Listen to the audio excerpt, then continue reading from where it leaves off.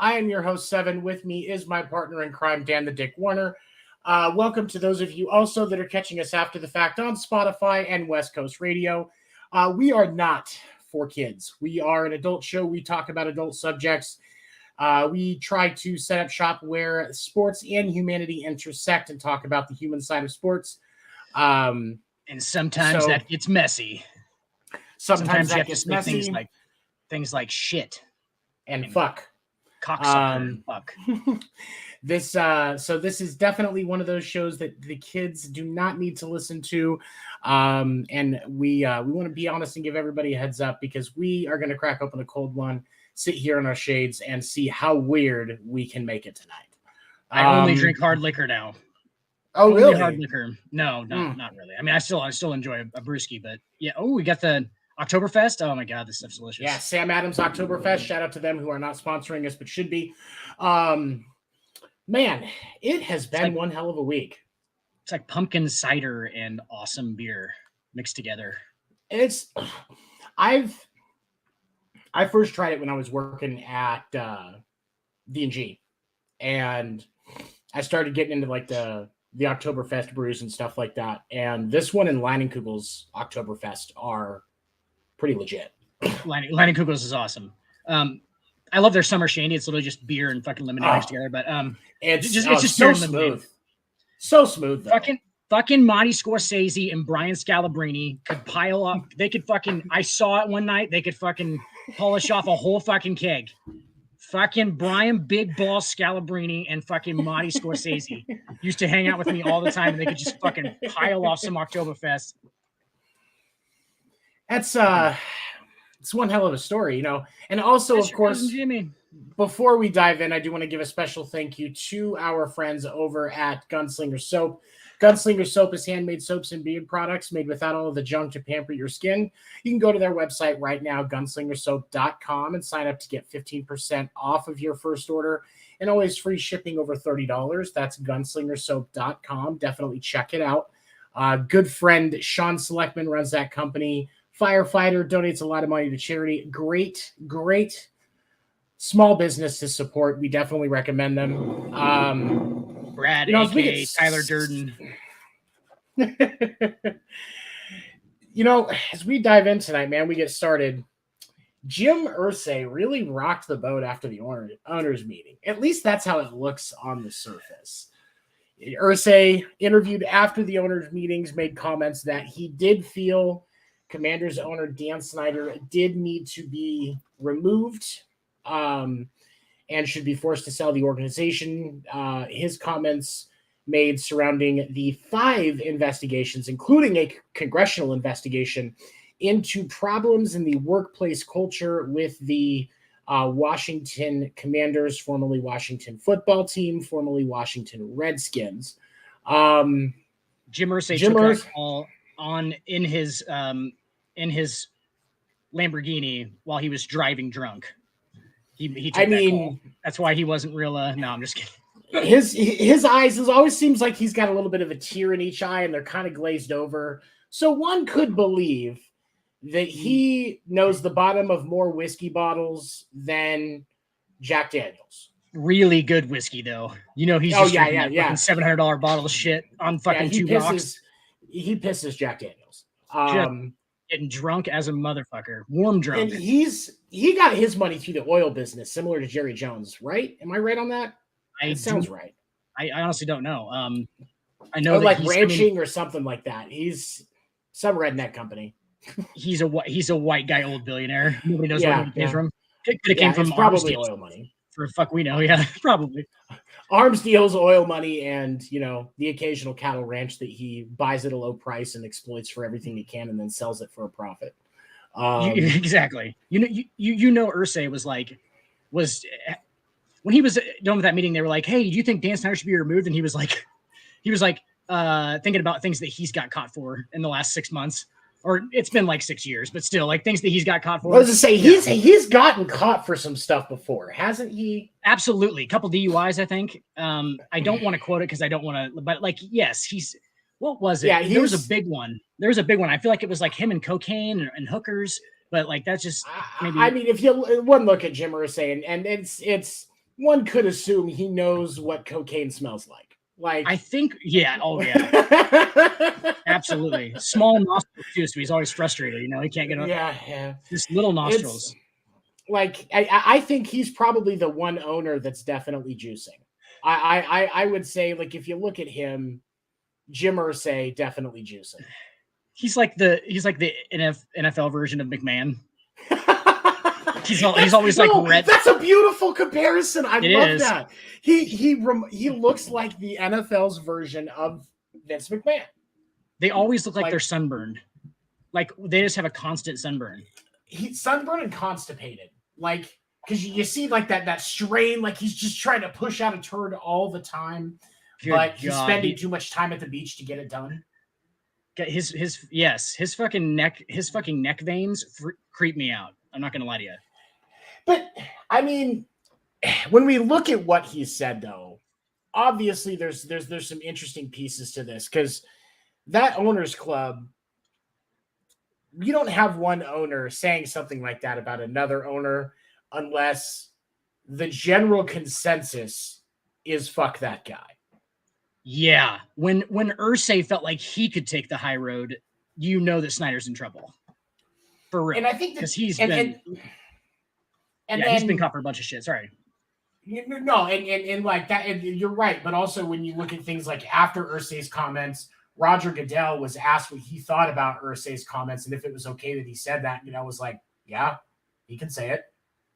He can say whatever he wants. He owns the fucking team. He can really say whatever he wants.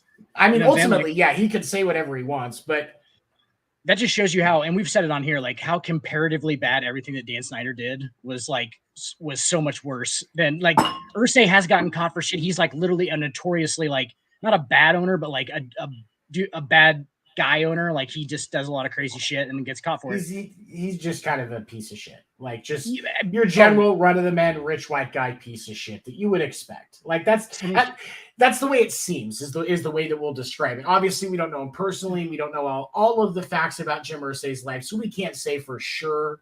But based on available information, he doesn't exactly have the cleanest record. I mean, who doesn't? But right, really, like and so the thing to me that was the sign that the tide has changed when it comes to Dan Snyder comes down to the lack of support from Roger Goodell after Irsay's comments.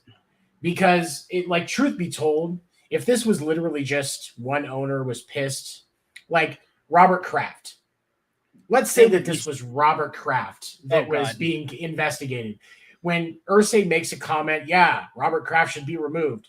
Goodell's like, no, that's not how the owners feel. We're not even looking at that. Like, there's a lot of support there. Right. The lack of support for Dan Snyder after Irsay's comments is a tell. Like, even like for sure, Jerry Jones, who is supposedly was somebody that has been in Dan Snyder's corner.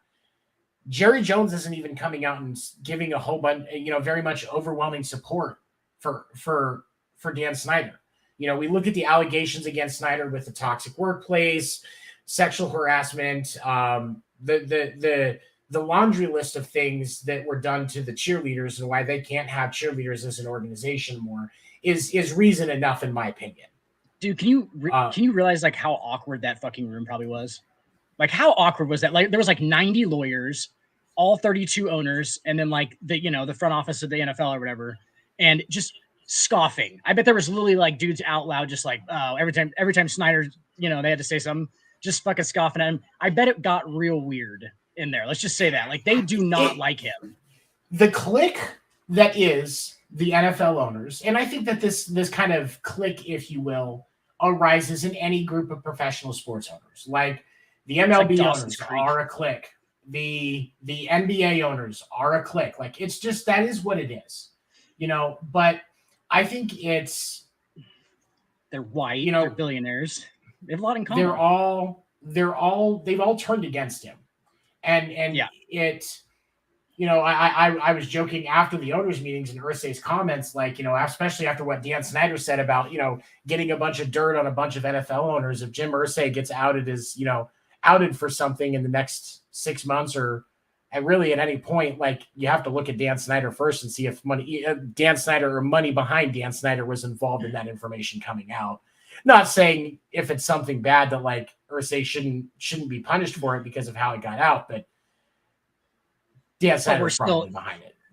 Absolutely. And like the fact that we're just like, Dan Snyder's that kind of person too. Like if you don't think he'll pull the trigger on that fucking deal every single time.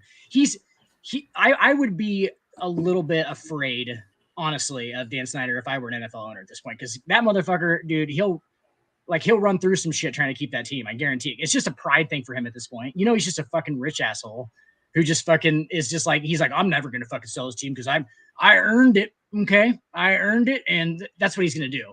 And so it's just going to be it's going to be war. He's going to fight it tooth and nail. And I think that's one of the things that people don't realize about just removing him. Like they are, because there are currently 5 investigations going. And so anything where ownership has to sell, that's going to be impeded by all of those investigations. So that's ultimately the reason why the NFL hasn't tried to do anything at this point, because ultimately they really won't be able to get anything done. And also, if information from those investigations turns up, anything that could clear Dan Snyder himself of any wrongdoing, that completely flips the script anyway. Now, obviously, that's not very likely to happen. In fact, I would say it probably won't. But there is still, while the investigation is pending, there is still the sliver of chance. So you have to let the investigations play out before you can do anything. But once that happens, I think that we see, I think once those investigations wrap up, especially the NFL and the congressional one, I think that it's going to be a pretty quick move where Dan Snyder is going to be forced to sell. Do you remember any of those actual reports? Because the reports came out about the cheerleaders and they were basically taking them to an island or something, basically there was basically whoring him out. Yeah, they're basically whoring him out. And being very misogynistic as far as in the workplace, sexually harassing female staffers within the actual, then Redskins or, Commanders, whatever, front office and staff and stuff like that. This wasn't in what happened to the cheerleaders is reason enough, in my opinion. Especially because he was aware of everything and involved. I'm sorry, but that's reason enough for me. You can't allow those things. You can't allow those things to happen.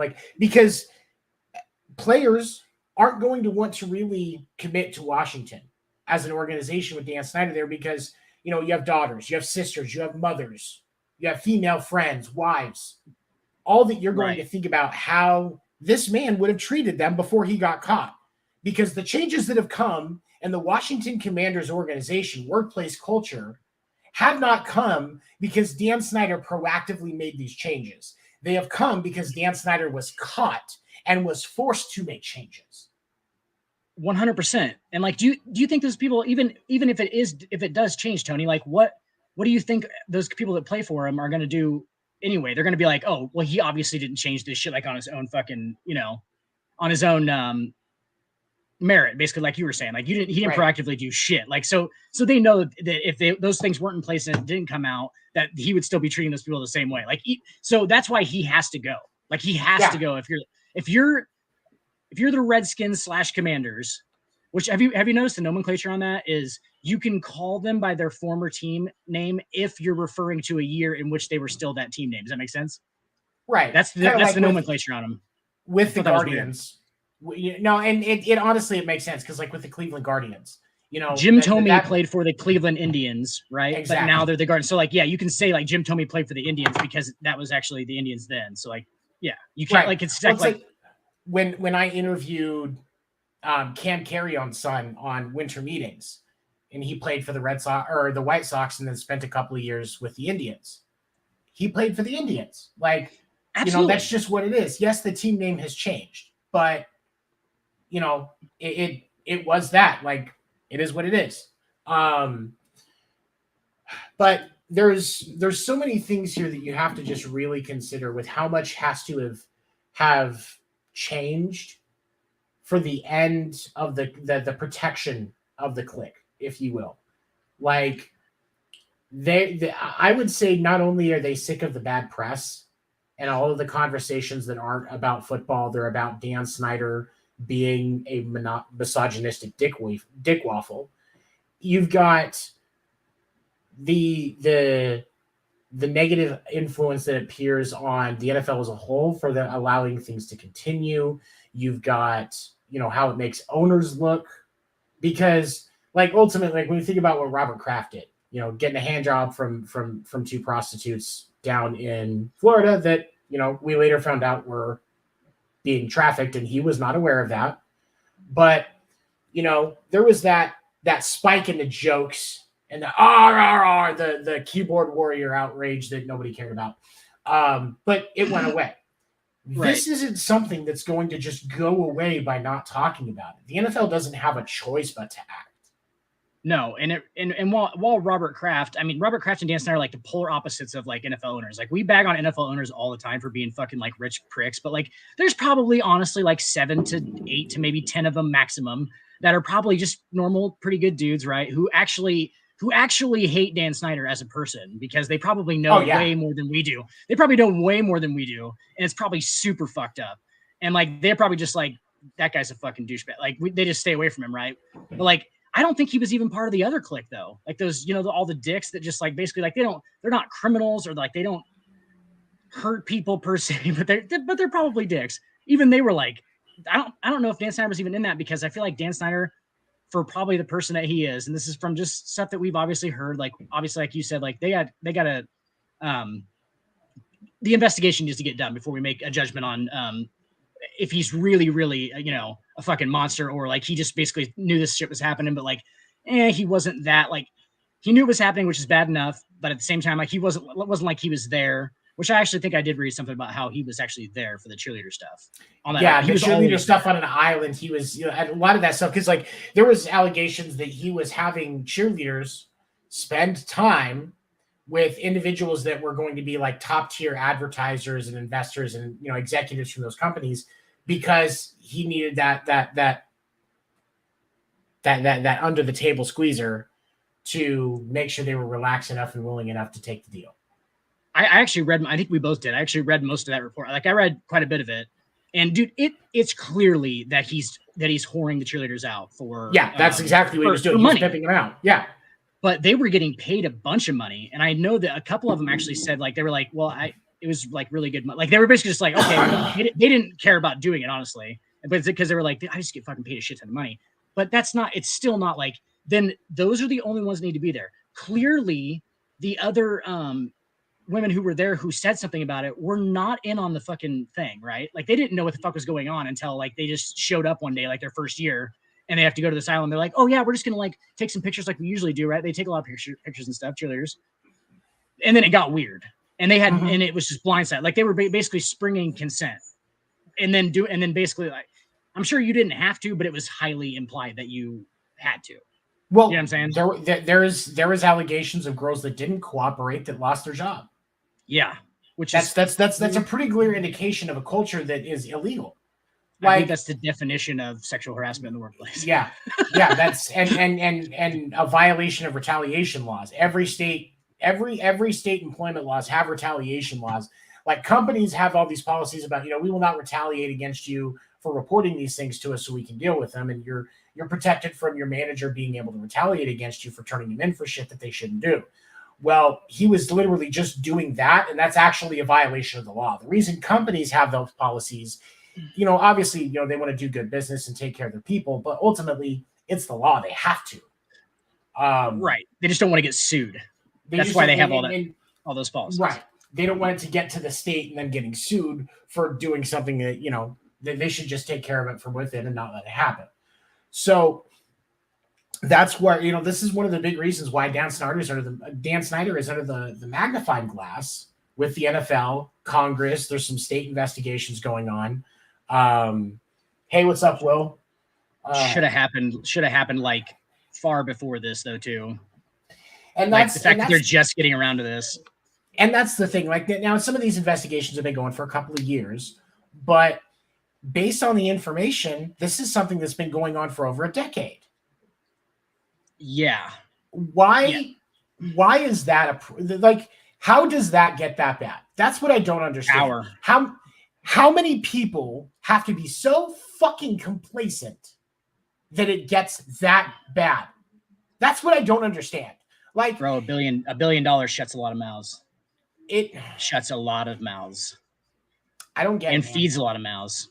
Feeds a lot of mouths and shuts a lot of mouths. That's fucking power, dude. He's clearly like, so Jordan Peterson always talks about how to succeed in business. He's like, all businessmen are not assholes and pieces of shit. He's like, but there is a character trait where you have to be morally ambiguous enough to do the thing that your competitor would not do. Okay. These men are billionaires. Okay. So they have done some shit that their competitor was not willing to do morally. Okay. So that's already a bad thing. And then you have Snyder on top of this, who's probably not a good guy, even if he had $1,000 in his bank account. Probably not a good guy. Right. Probably and all not, that power, yeah. He's doing everything that like, dude, it was the end of his world basically when he actually like, oh, they're going to come out with a bunch of your stuff. Like he was, because he had to have been fending it off for 5 years now. You know what I'm saying? Like for it to come out public, like this public. Yeah. Especially so he's with the depth of the allegations. That's the only, I mean, that's the thing. I mean, when you look at it, and a lot of it comes down to people enabling and being complacent. We look at the Deshaun Watson case. We're going to be talking about him tonight because he got another fucking lawsuit. There are to have the volume of victims, and that's how we'll say it, the volume of victims that these individuals have for their various inappropriate acts is proof that they're surrounded by complacent enablers. Absolutely. And I feel like in that office of Dan Snyder's, it was just like, they're like, oh, this woman wants to report you. And she would come in and be like, I'm going to tell people about the island. And I literally feel like he just made like his henchmen like open their mouths and like just start shoving $100 bills in it. You know what I'm saying? Like in some weird way, like, I feel like that's what's going on. Like basically like, hey, here's this much money. We'll just write you this check. Okay. Here's a cashier's check. And maybe don't say anything about it. And that's all it is. And dude, honestly, think about it. Like put yourself in those people's shoes. Like whether it was the cheerleaders at the island or whatever, like, if this guy offers me $65,000 to just like not say something about some shit, dude, I'm probably not going to say anything, honestly. Like, you know what I'm saying? Like, I'm not going to know about that kind of shit, like the island stuff. But like, basically, if I see something like, oh, I clearly know this is going on. This is sexual harassment law, right? I don't know if I'm going to report that. If it's something like minor, like that I see in the office, I don't really know the whole story. $65,000, bro, is a lot of money. You can shut a lot of mouths with that. You know what I'm saying? I get that everybody has their price. I just wish that there was a line where that price didn't matter. With the other owners, they don't care about his money because they have their own.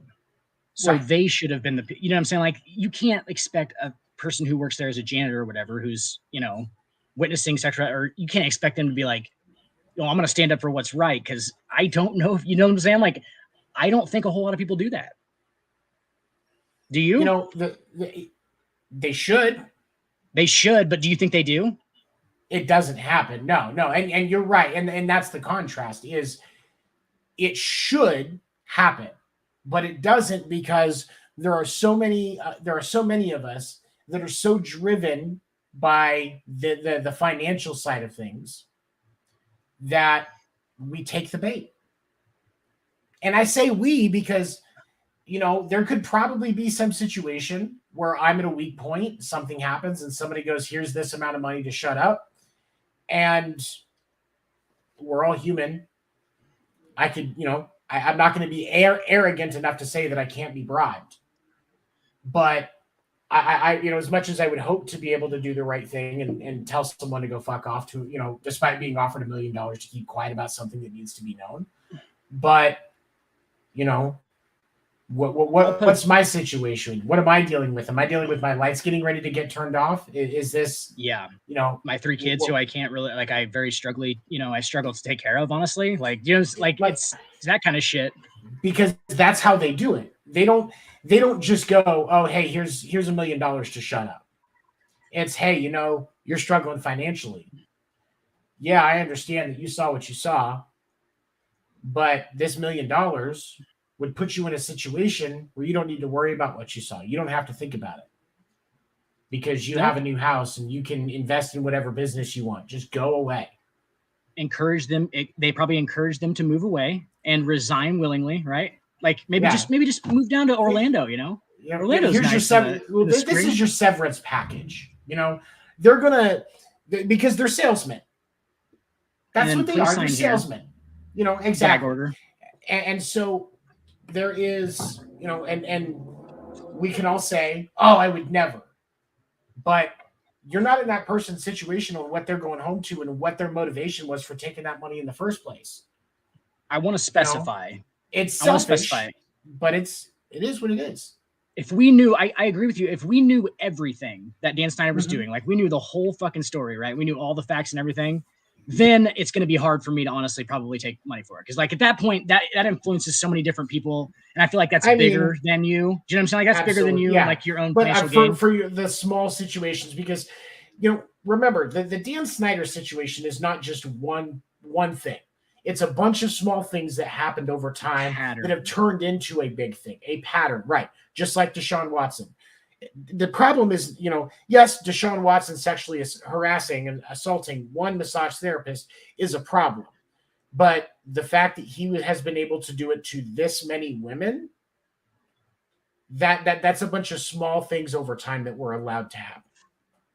How many people's lives that, you know, was negatively influenced by those chain of actions is really, and like I'll tell you that, like if I know the whole story, then no, probably not. But yeah, like on the smaller stuff, like if you're, you know, you see some, I don't even know what it would be like, some office place thing where you don't know the whole story behind it and it's not really that big of a deal, but like you're, you know, encouraged to report it, blah, blah.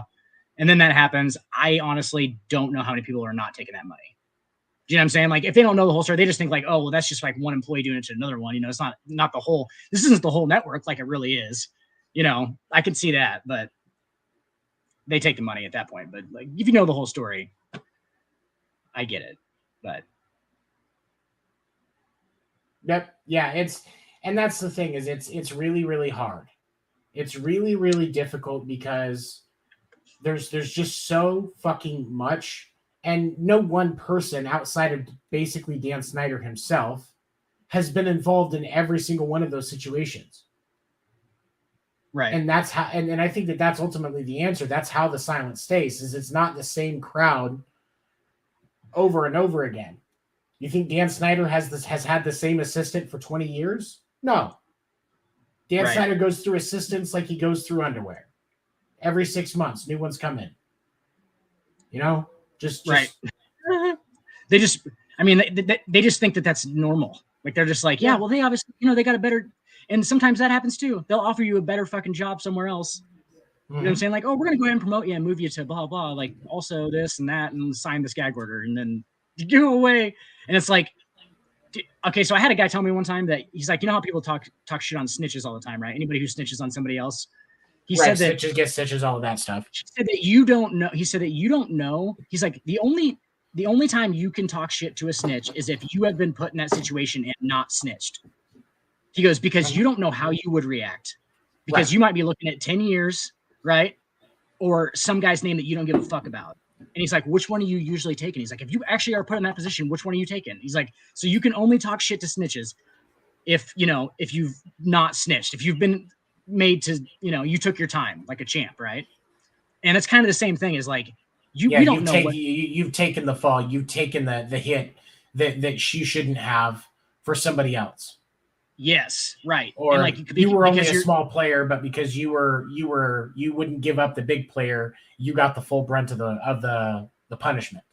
Yes, and I feel like that's kind of the same thing as far as like we don't know in those people's shoes. You know what I'm saying? Like when this happened, I don't know what I would do, honestly. I never put in that position. Nobody's ever offered to pay me $65,000 to like fucking be like, hey, don't talk about how Tim grabbed Miranda's ass that you saw. Like, just don't talk about that. I know it was weird. Maybe just forget about it. Like, I'm probably gonna be like, all right.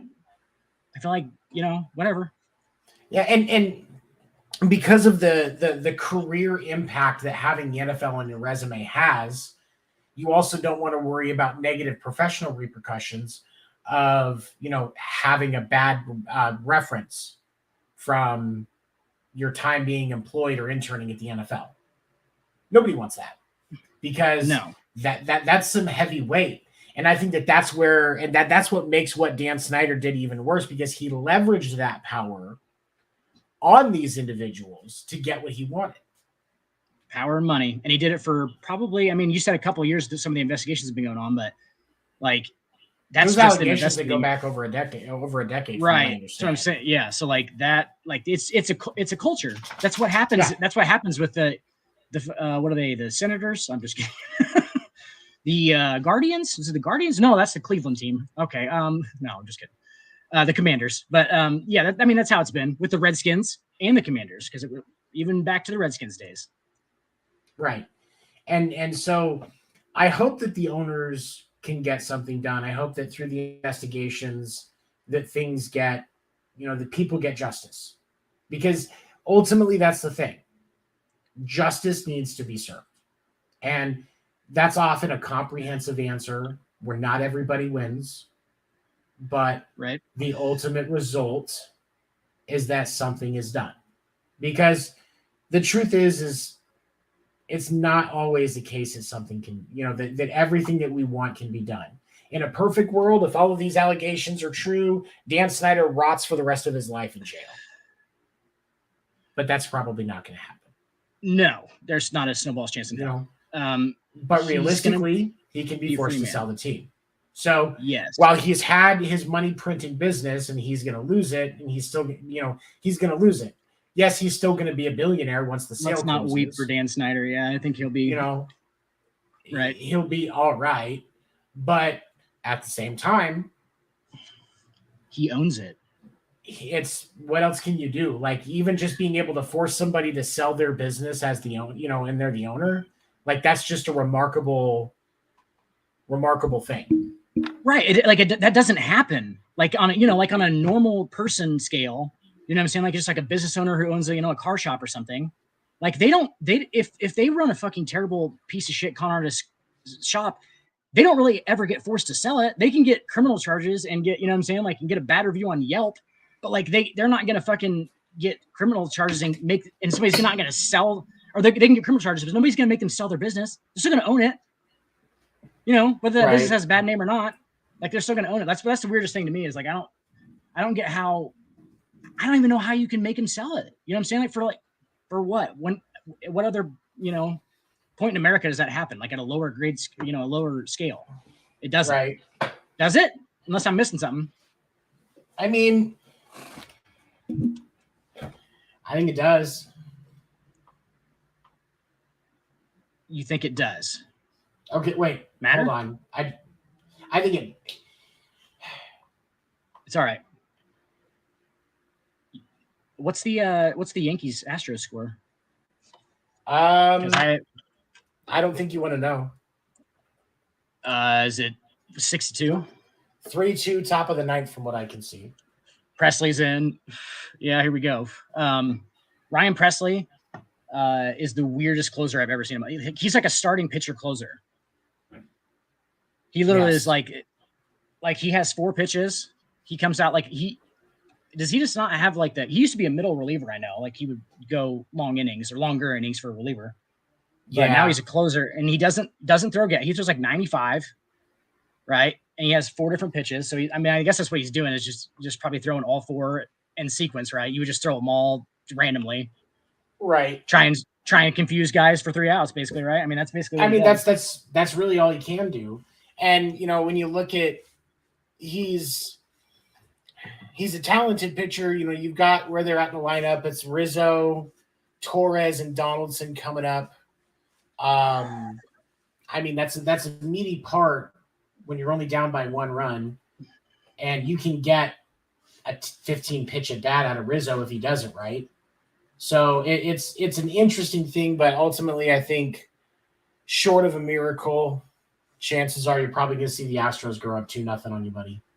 I would think so too, honestly. But Donaldson got off the schneid earlier tonight. He was 0 for like 19 with like 15 strikeouts in the playoffs or something like that. It was something stupid. Right. He has 8 consecutive games where he struck out 2 times. I don't think he struck out twice in this. I don't think he struck out at all. So like he doubled in the second inning. So I mean, he's at least got contact with the ball at this point. Because if he was in the same slump that he was in last night, I'd be like, we're fucked. He's gonna strike out for sure. Yeah, because he's only hitting 167 in the playoffs. Yeah, he's been terrible. Struck out a shit ton of times. And that's the thing is you've got to get it out. You've got to get that hit out of those 3 because that after that you're in your bottom third of the lineup, and all 3 of those guys have not gotten a hit in the postseason. So exactly, you got to get it done now because you really want to try and get 2 out of this and keep them from scoring so you can win now, because you don't want to have to rely on those 3 either in this inning or in the 10th if it gets to that. So if this goes to extras, I actually feel good about it. If you can get back around to the top of your lineup. Rizzo hit a huge homer last night. Yeah. But it wasn't huge because it didn't put him up, or even tie the game. But he is 0 for 4 with a strikeout and a walk against Ryan Presley all time. 0-1. And then the Thursday night football, the Arizona Cardinals are up 35-17 on the New Orleans Saints. I think largely in part to 2 interceptions that turned into touchdowns that were thrown by the ginger quarterback man, Andy Dalton. He has no soul. I don't think he does. You're almost a ginger though, so I probably shouldn't talk shit, huh? You're pretty. No. You're edging on some Irish, like just straight Scottish fucking gingerism. Why is it always the Scottish and Irish guys? Fucking Brian Scalabrine. Fucking Brian Scalabrine is a fucking ginger. Fucking ginger. He's tall as shit too. Gingers. I've seen him fucking drink a whole keg of beer. A whole keg. So I started messing with my son when he's playing video games and he's running his mouth. He's pissing me off. I started talking in a different voice. I was going, Michael, what are you doing, Michael? Michael, are you playing your video games? It's like Mort Goldman. Yeah, kind of like a combination between Mort Goldman and the old lady from SpongeBob, like the really old chocolate. I love chocolate. Yes, I know exactly what you're talking about. Isn't she like she's like a gray fish, isn't she? Yeah. Yeah, that's she's a really old lady. Yeah. That's awesome. Howard's mom from Big Bang Theory. Howard. I think they're trying to do a Jewish accent. Dun, dun, dun, dun, there. Dun, dun. Did you ever disclose your genealogy test? Oh, that's a good question. I don't know that I ever talked about it live. I think we should figure out what archipelago of things that your ancestors fucked each other. Like they were just going over borderlines and everything. That was an interesting thing. Like if you don't know a lot about your heritage, like for me, I grew up without a dad, so I don't know half of my entire family. I don't know anything. And I did a 23andMe, or no, it was the Ancestry DNA test. And I learned that, as would be expected, like 80%, like 20, all but like 26% of my genetic makeup is England, Scotland, and Ireland.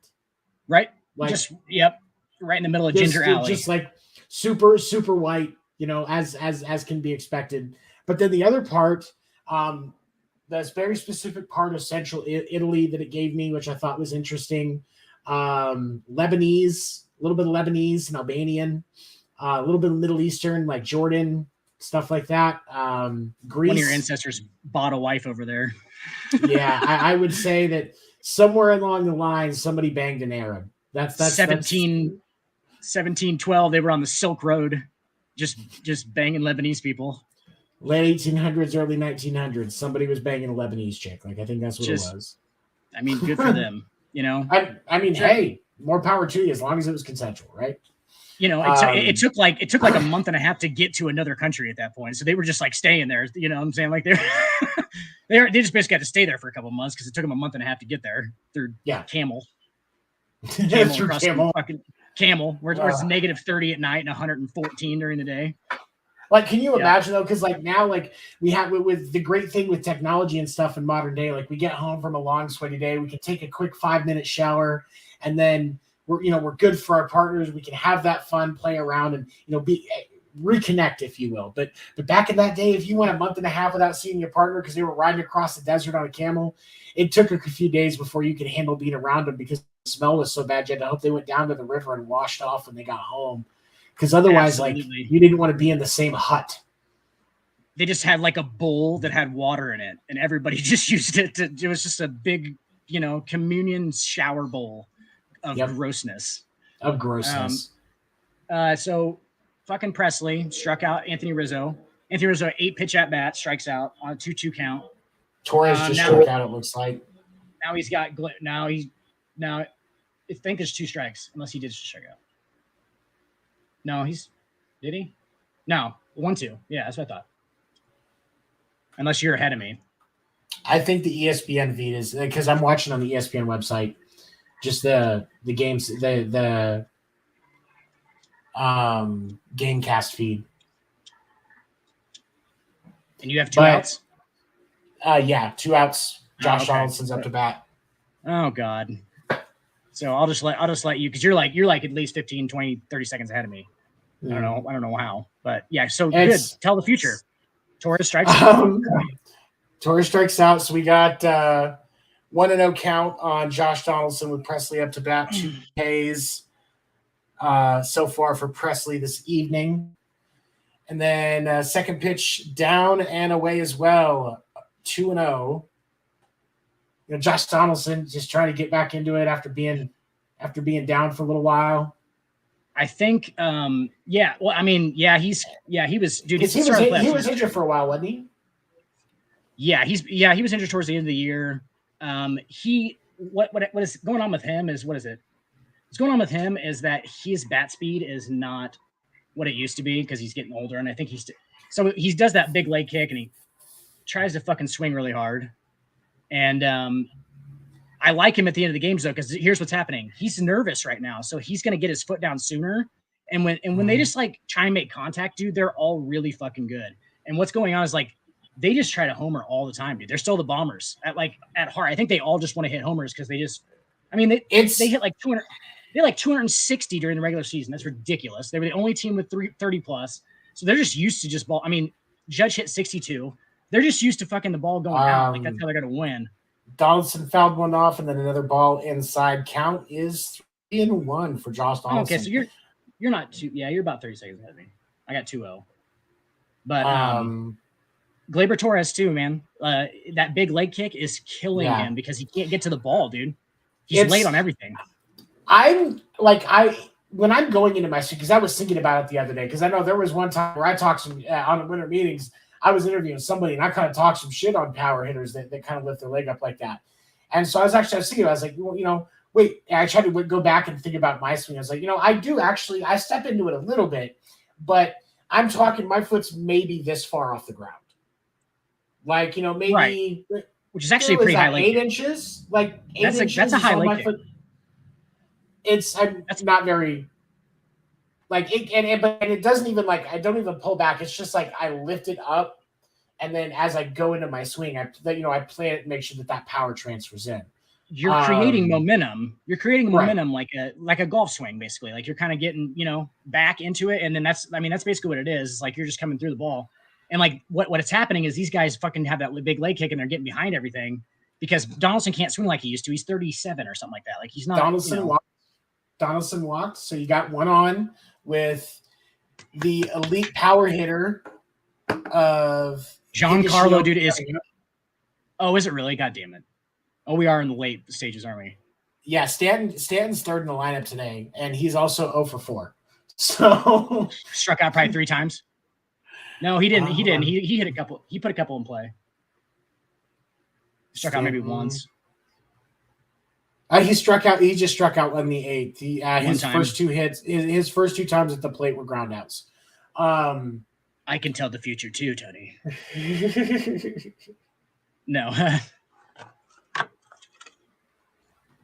Yeah, no. What was the Lebanese thing? Was in your genealogy to go back real quick. Yeah, that was the funny one. I Middle Eastern. So what was really funny was because what I was seeing like on the DNA test, like I went in because like the local convenience store that's right around the corner from my apartment, it's owned by some guys that are Middle Eastern, and I've been going in there for a few years. Like I talk to them, they get me good deals on stuff. Like we're legitimately like I'm gonna say we're friends. Like it's a business, casual business relationship, but we talk to each other. And I was showing them the results, and they said that basically what it meant is that chunk that were with the central Italy, Greece, and Albania, and all of those ones that I talked about after that said basically it meant that I was probably Arab, partly, and I was like, maybe that's why I'm to bomb at parties. Yes. And they were, And they laughed at that joke. They thought it was funny. I thought it was funny, but why did where's the crickets at from Will? We just needed the cricket. You can bite me. No, they were giving you shit basically, weren't they though? You said they were kind of giving you shit for being like, oh, you're Middle Eastern, blah blah, like just, and they were Middle Eastern. No, because they thought I was going to come back that I was like super Jewish, and they're all Muslim. Right. They're all Muslim, really nice guys. Like, but they've started like when I go in, like if they're dead, like they'll teach me about something else about the culture from the area. I've kind of learned a little bit about Ramadan. They've showed me a couple of things that they eat, and I've gotten to try some stuff that's more Middle Eastern cuisine that you don't normally see, stuff they made back home in Pakistan, that type of thing. Legitimately good food, by the way. Amazing food. They really good with spices. Like they use spices amazing. It's an art form for them, I feel like. Great food. I mean, that's all they had. I mean, that's all they basically were having there. You know what I'm saying? Was just like a couple of seasonings, and you got to fucking season the shit out of it because it's usually pretty gross food. You know what I'm saying? Like that was a long time ago, but obviously now they just hey, we can make good food fucking taste awesome with that seasoning too. It's like, and then it tastes amazing. It's spicy shit usually. Yeah, actually, a little bit of both. One that was more savory, one that was more spicy. But all very good food. And just the nicest guys, more willing to ask, let me ask questions, willing to understand that I'm not, I'm not trying to be mean with anything. I just want to understand. It's a way for me to understand part of my culture, because all of that stuff does come from my biological father's side of the family. Like, because one of the great things about the DNA test on Ancestry.com is you see which part of your DNA test comes from parent 1 and parent 2. Now, one look at my mom, it's pretty easy to see that all of the whiteness from me comes from her, whereas my biological father, I have met him a few times, and he does have darker skin. He's not like, any one specific, like super black Indian, whatever. Olive colored skin. It's just a very dark, tan to olive skin, because I think it's more the Italian piece of it that's coming out more than anything. But so getting to learn that stuff and start to understand that has been legitimately pretty cool. Right.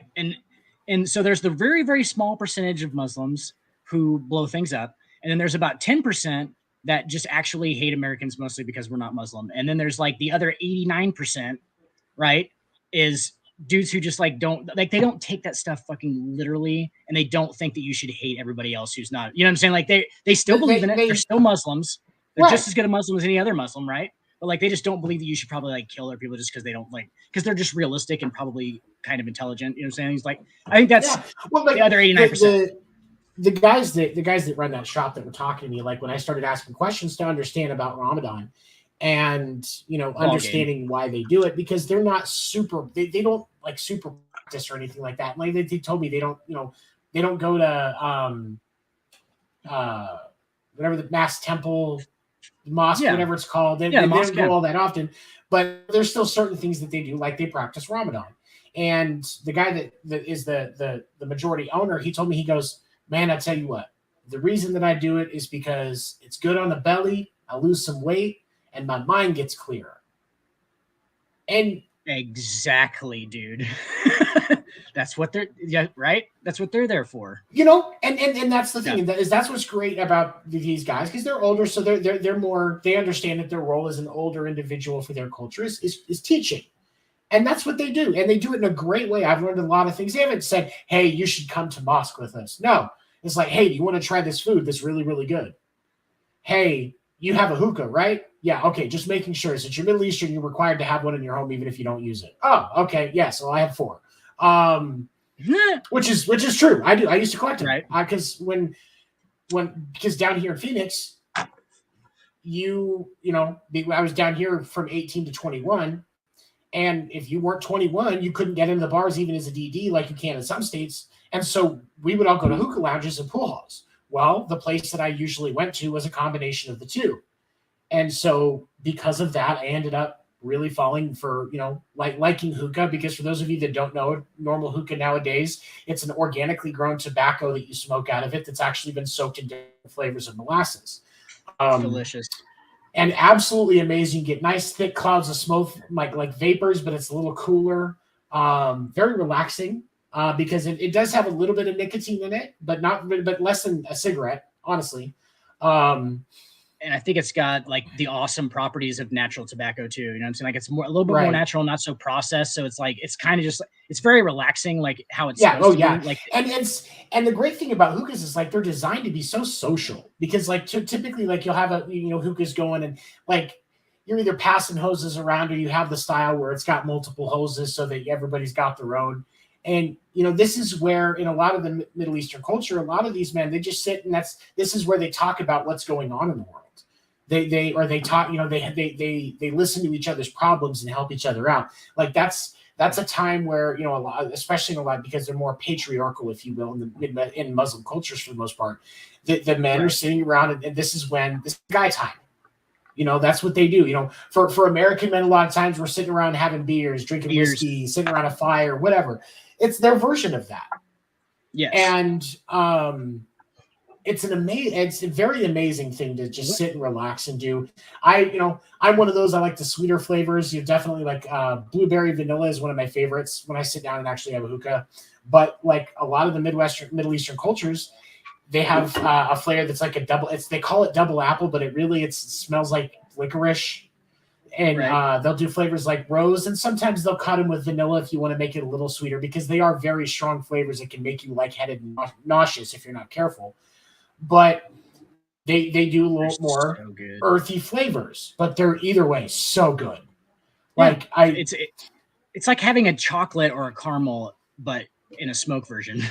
Yeah, it's very nice. It's very like it's coffee. It's coffee and cigarettes for Americans, kind of. Yeah, thing. it's like their beers thing.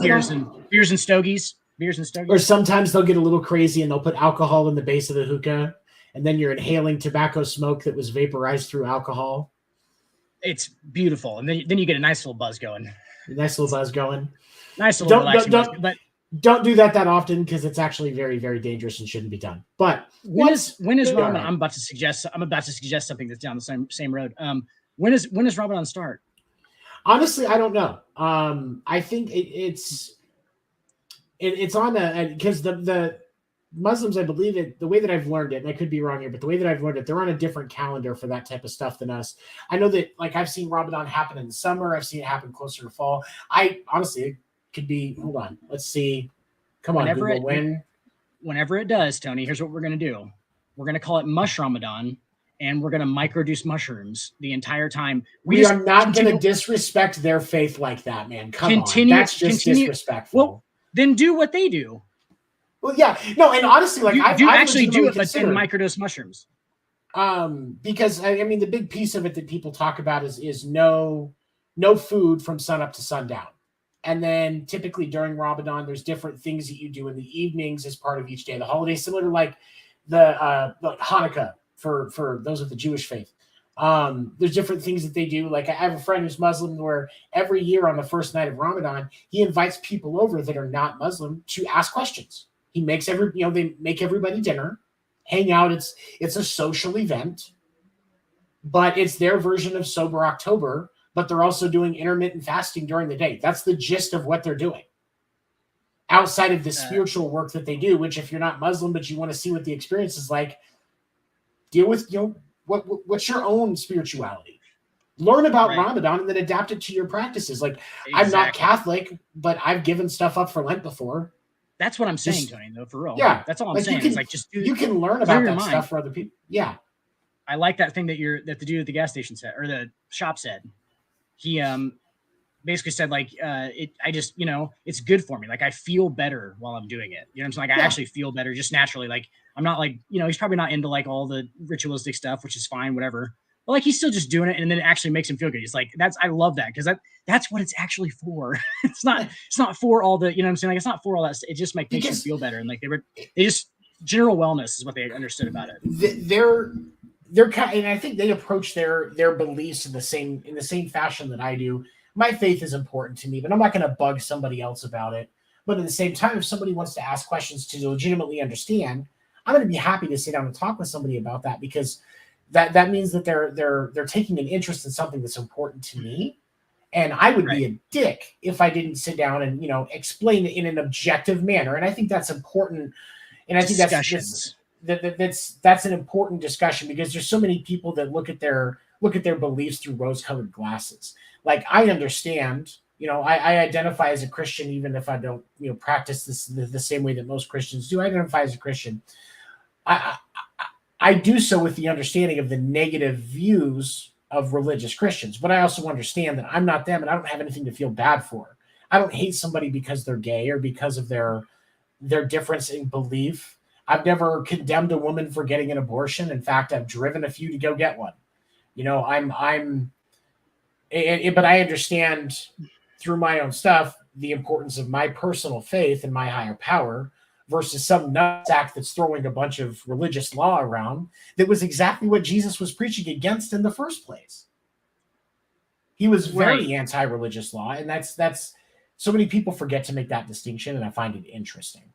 It's been made what maybe some higher ups wanted it to be made. You know what I'm saying? And do you ever notice, like, as individuals, we can sit here and almost every single person that we would talk with this about, like, most people would say the exact same thing. Like, I believe what I believe, and like, I don't really care, like, as long as I'm not infringing on what they do and they're not infringing on me, like, I don't really care. I think most people would say that, right? But groups of people are the problem, because then they start to do, like, just lean in because they don't want to be the awkward, the odd one out, blah, blah, like, that's where it becomes a problem.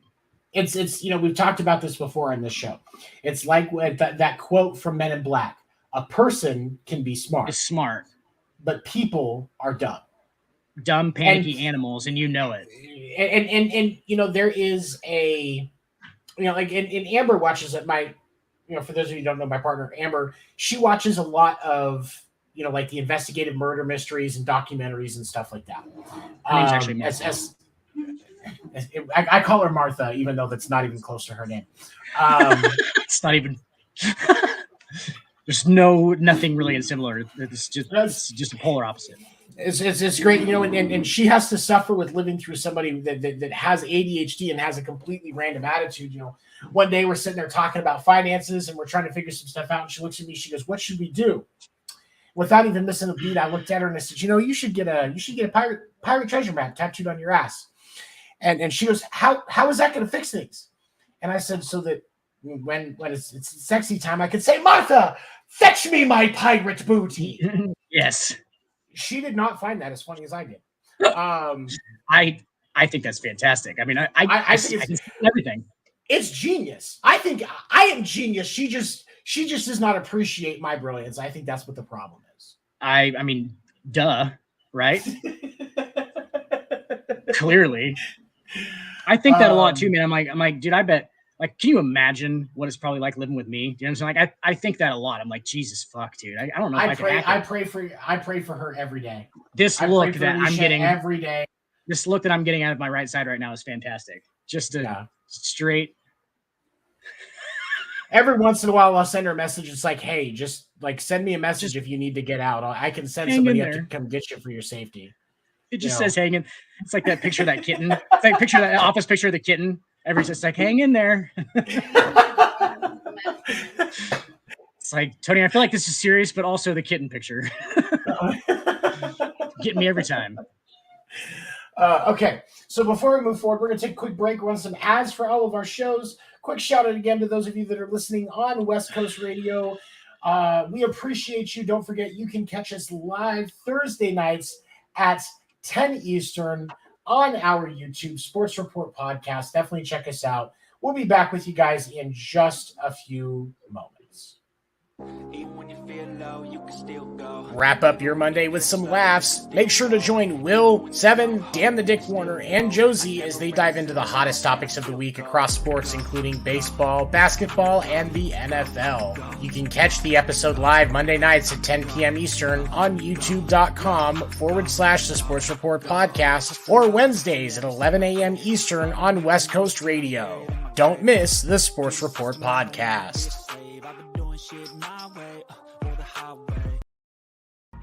Don't miss Fight Night.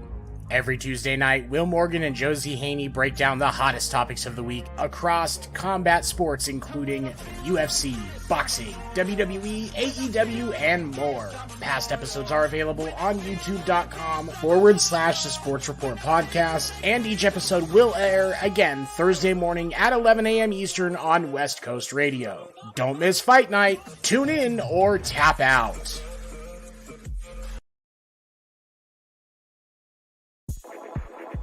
Put the kids to bed, put on your shades, and crack open a cold one during Sports Report After Dark with Seven and Dan the Dick Warner. You can catch After Dark Thursday nights at 10 p.m. Eastern on youtube.com/The Sports Report Podcast, and again Saturday nights at 11 p.m. Eastern on West Coast Radio. We believe that athletes are people too, and Skip Bayless is one of the lizard people. Don't miss Sports Report After Dark.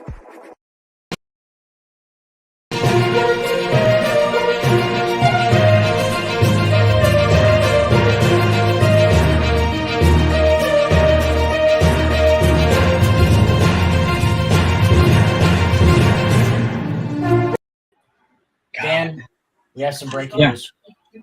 Feel bad for you. I have to say this. The New York Yankees have officially lost to the Houston Astros 3-2. Series goes back to New York with the Yankees down 2-0. Apologize if I seem a little bit aloof. If I seem a bit aloof for the rest of the show, it's probably because I'm trying to process that whole thing. I'm just kidding. No, I saw that. 2-0. I mean, can the Yankees recover from here? Yeah, absolutely. They can still win the series. Are the chances great? No.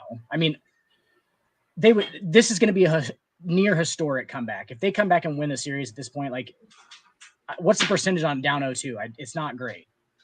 I mean, the 7-game series, championship series, not great. I mean, the Red Sox are the only ones that have ever come back from down 3-0 in Major League Baseball. Right. I knew that, but 2-0 is probably not near that bad because you get 2 at home. There's absolutely a way that they can fucking win 2 at home in a row. That's not out of any question. I don't think they've clearly played. I mean, this is what happened last time. Yeah, in the 4-game series, it was huge. Like, the Yankees were struggling in the middle of the year or towards the end of the year. The huge 4-game home and home with the Astros, and they went 2 in Houston, and they don't win in Houston. Like, that stadium's. That's why they're going to have to win at least once in Houston. They're going to have to figure that out if they want to advance.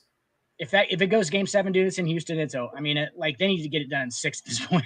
Like, that's the best. Honestly, I was thinking about something. Game 7, with the way that things are going, it is entirely possible that you end up getting, because of off days, you might actually have either Nasty Nestor or Garrett Cole pitching on Game 7.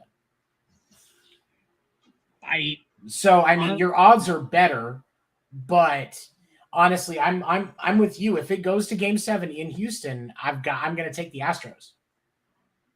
If it's Verlander Cole, which you would have to make it basically. I would think, yeah. If it's Verlander Cole, we're fucked. I'm saying it right now, we're fucked. Garrett Cole has been awesome in the playoffs, dude. He's actually come through, and I appreciate the shit out of him about it. I think he's a serial killer, by the way. If you ever like just watch Garrett Cole and like watch his mannerisms, dude, it is hilarious. Like, he's a robot. Like, I think they just like wind him up. Like, I think he just stays in like in a charging booth, just stands there all night and charges like with his eyes open. And then they bring him out and they like turn him like one of those old monkeys that used to clap the cymbals. They just turn his back. That's what it's got, one of those big things in the middle of it. Just wind it up, and he can go for 24 hours. You just got to catch him again and charge him back up, Yeah. It's weird. It is weird. He's good for a week. He's good for his start and then his rest days. You charge him back up right before the start. He gets a good charge in the night before. But no, he's a weirdo, and he's a savage, and he's actually done great in the playoffs. But versus Verlander, dude, Verlander's like a pitching machine that strikes 10 dudes out. It's like if you set the pitching machine to curveball. If you spin it a little bit. Here's the thing for me, like Verlander is just on a completely different level right now. And it's so insane, but you look at Cole and you know that he's trying to just will this to happen. Like you can see it, like the press conference after the Cleveland game when they were asking him about Naylor's Rock the Baby celebration, and then they ultimately, and then Cleveland ultimately lies. He's just like, that's cute. That was cute. That's cute. And he stops talking. Like he's like, that was cute. And then he stops. He pauses for like 10 seconds. It's weird. Like he just lets that sit there.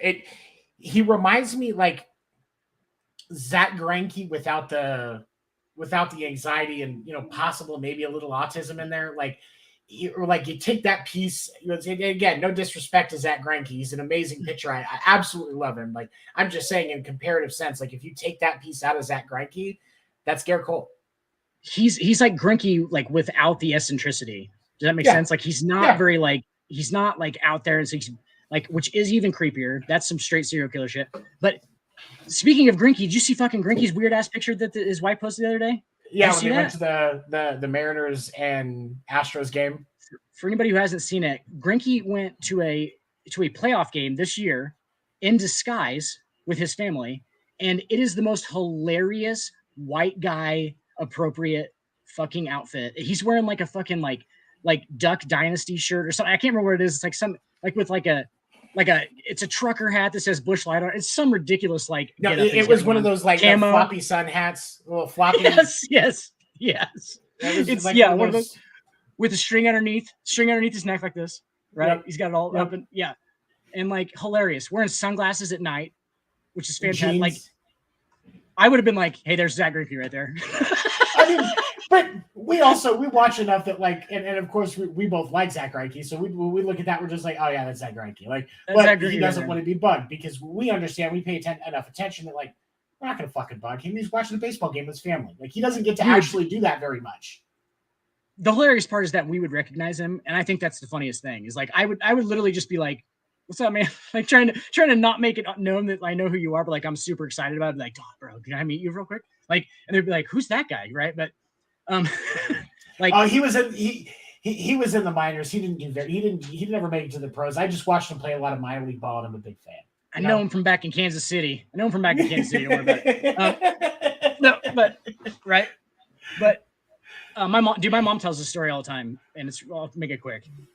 I was on the fucking detonator at Worlds of Fun, and for people who have never been to Worlds of Fun in Kansas, you know what I'm talking about? Like the straight up, it's one of those straight up and down rides where it's just like a huge pole in the middle of the fucking theme park, and like you just go up, right? And you just go up really fast, and then you come down up and down really fast. Yeah. It's just simple, the straight line. Okay. I was on one of those at a theme park one time, and Kareem Rush, you remember Kareem Rush? Played for the Missouri Tigers, and then obviously played in the NBA. He was a good left-handed three-point shooter for a while. Actually, like stud pro, right? Yeah. This would have been when he was at Missouri still. So like 2000, 2001. I was probably like 10 or 11. Yeah. I'm on the detonator. My mom tells the story all the time. I think it's hilarious. I'm on and we're like going up the first, like where you like go on the theme park thing.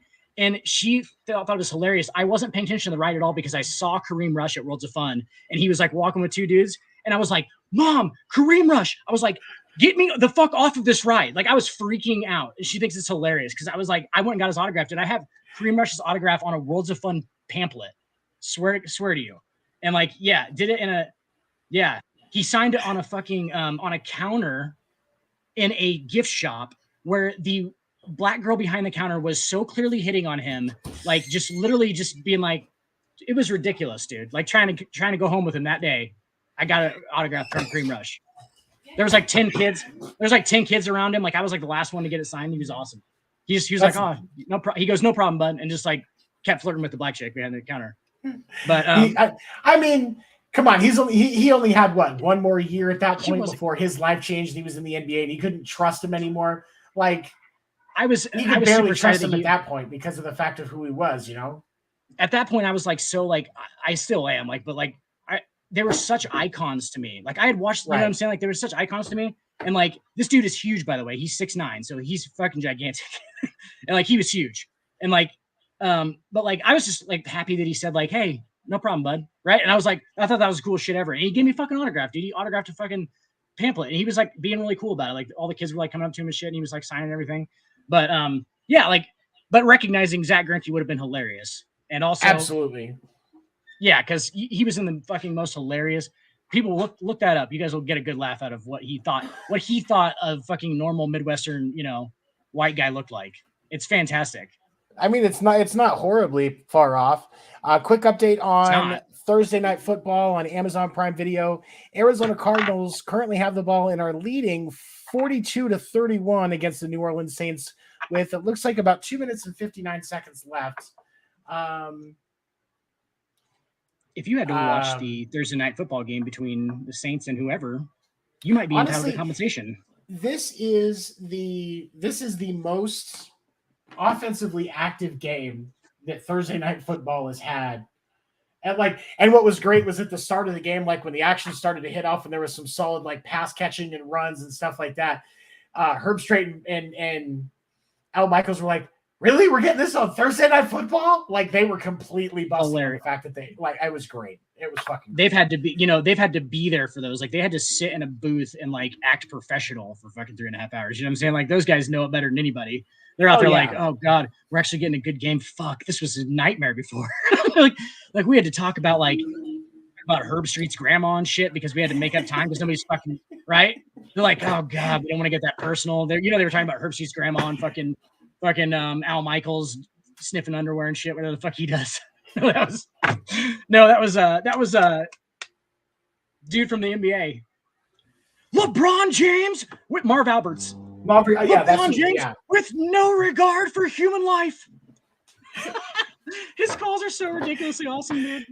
He's one of my favorite play-by-play guys ever. Marv Alberts is my boy.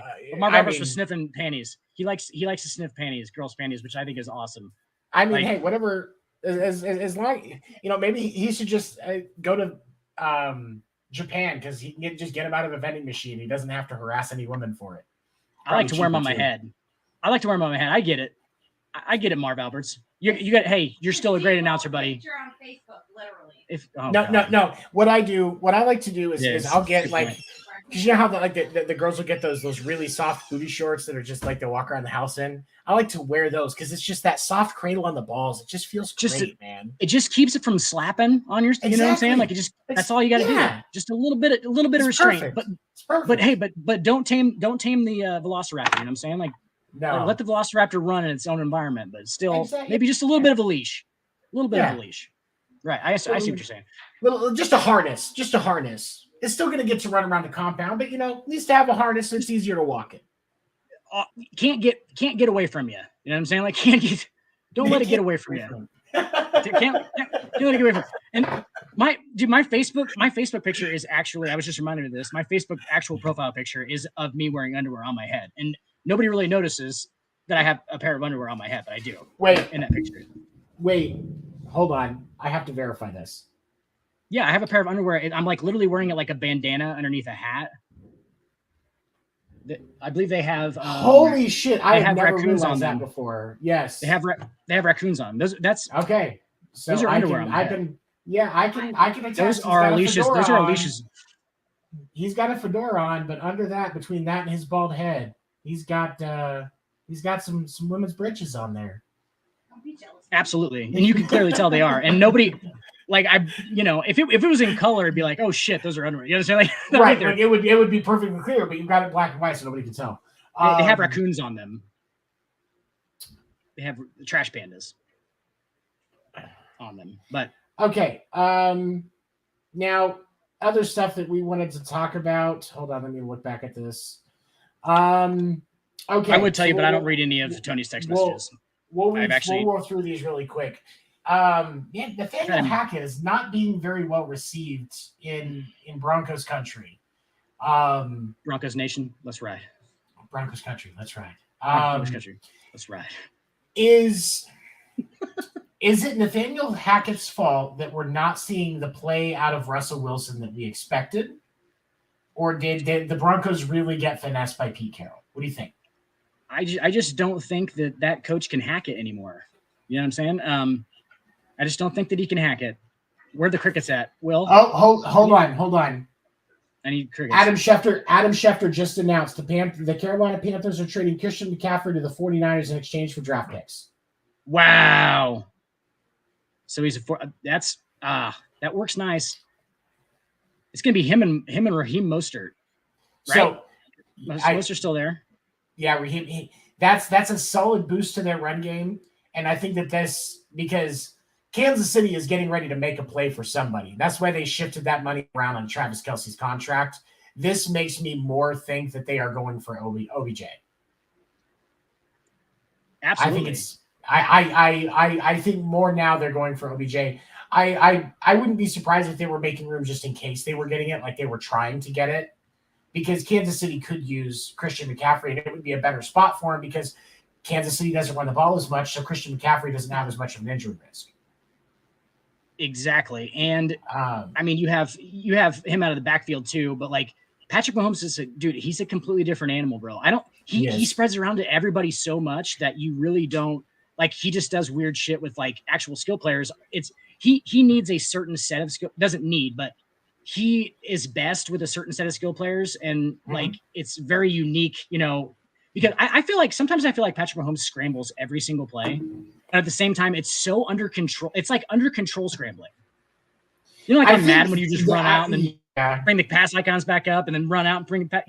That kind of shit. He's like, it's perfect. It's actually it's for the game to like let the routes play out and everything. And obviously you can't follow a guy around for 3 seconds. Can't do it. Right. We had that backed up by Jason and Travis on their podcast. He was like, I can't follow somebody for a second and a half. He's like, there's no way I could even stay with him for a second and a half. He's like, you know how hard that job is. He said that DBs talk, if whoever didn't see this, he said that DBs talk the most trash because their job is so ridiculous. He's like, and they just get their asses kicked all day. And he's like, and they just have to come to work happy. He's like, so they just talk a bunch of shit because they get really mad. And he's like, because it's the hardest job, like basically on defense in football. It is. I've always said it is. We've talked about that because when you look at what they have to do, you're trying to like just like what Jason Kelce and Travis Kelce were saying. They have to play the numbers. On 3rd and 7, they're going to throw that hitch. All right, so I've got to cover that. And the next time it comes up to 3rd and 7, they're going to throw that hitch. Oh, they burn on the other side because they didn't go hitch. They went goalpost. So, and if you make that wrong calculation, the player's going to, get a bunch of yards after the catch. That's what happens. The good players do their homework, or the good players play to their athletic abilities. The great players do their homework and play to their athletic ability simultaneously. Yep. Yeah. So like, by the way, New Heights podcast with Travis Kelce and Jason Kelce, absolutely fantastic to watch. Great show. Seriously. They're really good guys and they know a lot about the game. Oh, they do. Yeah. And they have good camaraderie too, obviously, because they're brothers, right? I mean, they're really brothers who it's hilarious. They're in different studios and everything. They're probably like, across the country, but it's fantastic. I don't even know what is Jason Kelce doing right now. He's still playing. He's still the center for the Eagles. Yeah. Right. Yeah, okay, that's what I thought. Eagles. Yeah, just stud has been for like. Imagine how hard his fucking job is. Like Travis Kelce said, he said being a 260-pound center is probably, and he was literally making fun of his brother because his brother's a 260-pound center who's just like hard at it. Like he gets his ass kicked, right? But like DBs, I'll go as far as to say this about NFL DBs. I think as a group of athletes, they're the best athletes in the world. That's a statement that overall athlete. We're going for speed, strength, athleticism, size, reactions. You know what I'm saying? Like everything. Seeing it, NFL DBs, bro. And they get they just get their ass kicked all day. Basically because they can't catch a ball like a receiver can. That's the only reason why they're not receivers. They just can't catch it. That's almost the only difference. They have to follow these dudes around though, and I bet that's a fucking nightmare. Some of those guys are ridiculous. Like go guard Tyreek Hill. Somebody tell me how you defend Tyreek Hill. That shell coverage. Dude, but then he's gonna sit down right in the middle of it. Like if you're just doing 7-on-7, he's gonna cut you up on the slant. Yeah. If the NFL turns into 7-on-7, Tyreek Hill is gonna be the greatest of all time, the GOAT of skill position players. There's nothing Because you can't. Here's the thing: you can't just guard Tyreek Hill one-on-one because there is not, and I mean this was all with all respect to DBs, there is not a DB on the planet that is as fast as Tyreek Hill is at his peak. It's just it doesn't exist. He's faster than you, and he knows where he's going, and you don't. Yeah, you're fucked. Like that, literally, the quarterback and him know where you're going, and you don't. Like that's you just have to react. Like their reactionary skills. Well, it's like you look class. at that all famous wasp play that Kansas City ran in the Super Bowl run when they won in the run when they up to the Super Bowl when they had all those comebacks, and you know that famous line from Patrick, "We have time to run wasp."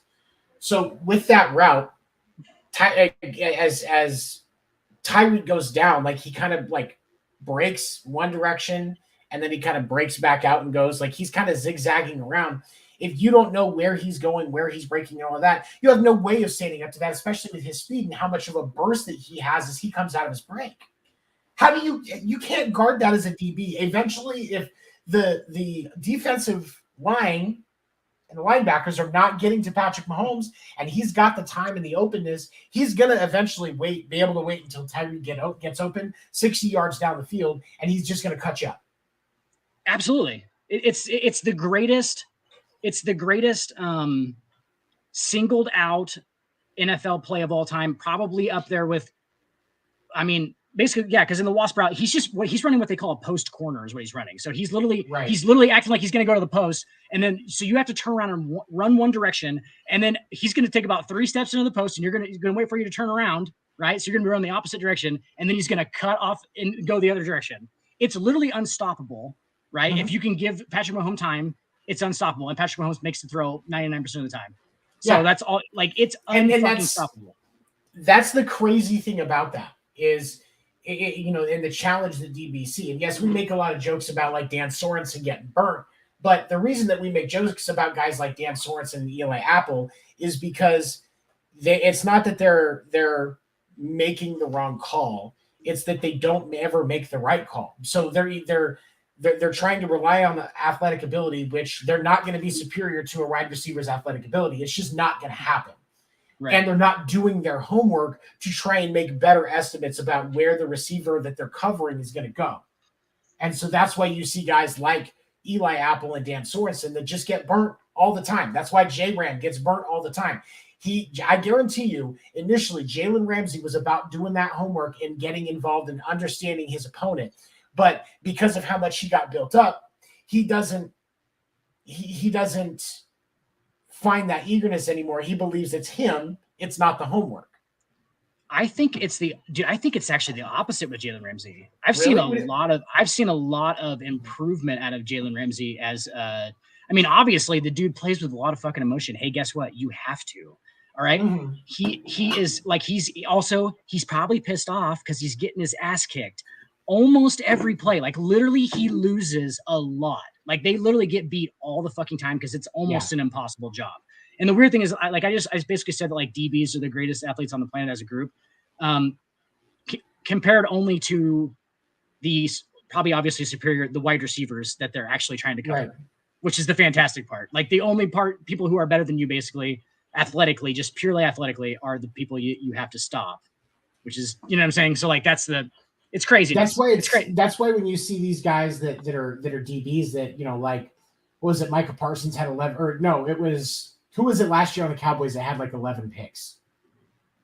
I don't know who you're talking about. Was it you or Will that's not a fan? I think Will's maybe not a fan of them. Will's not a fan of the Cowboys. Will's, I think it's Will because honestly, I don't care. It's the Cowboys. They don't matter. Right. Yeah. But he's God damn it, what the fuck is his name? He's a corner. He's got a similar last name. There's other corners that have it. He's a DB. He's a cornerback. But this is where's Stacks at? Yeah, we need Stacks. Stacks.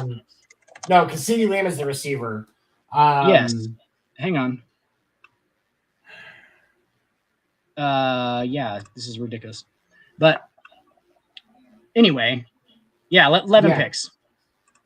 You know, like that's what's so amazing about that, is because you're literally gaming that based on you trying to get better position on somebody who knows where they're going when you really don't. You're guessing. Right. You're that good reactionarily. Like, it's just all about reaction and the way that, and obviously technique is a huge part of it, which I didn't realize until I went and played in college, honestly. Like, I used to like bat balls down, like go around the dude in front and like come around, you know what I'm saying? Like, why don't you just go from the backside? You know what I'm saying? You just reach from the running behind him, just reach out and, you know, knock it down. You don't have to come all the way around. Like, it's just technique stuff, like how you turn your hips and everything. Like when a guy runs an out, you got to turn your hips one way and then be able to turn them right back the other way, basically, because that post corner, like Tyreek Hill runs. Well, the hip movement is ridiculous. When you get up to that level, those small things, like how you know, it's not just about planting your foot; it's about how you plant your foot, what part you plant. Well, you know, what are your motions going into and out of planting your foot? They break everything down into such a technical spot because they want to shape your muscle memory so that a lot of what you're doing that is athletic is just habit. Absolutely.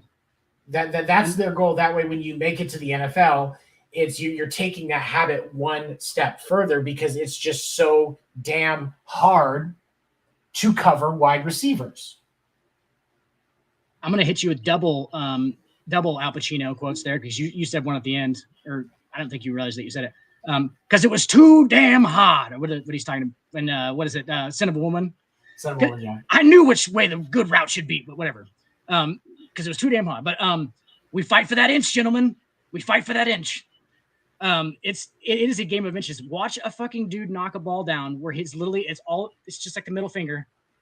Hits it, that's all it is, and it just knocks the ball. You know what I'm saying? It's so small of margins, and like that's why they teach you those techniques, is because you have to. Like your athleticism doesn't work anymore. Like it works, but only if you do correct things, because you are playing at the highest level of a thing that you were the most elite at your position in your high school. You were the most elite in college after weeding out all the people that were the most elite at their high school and their district and their state.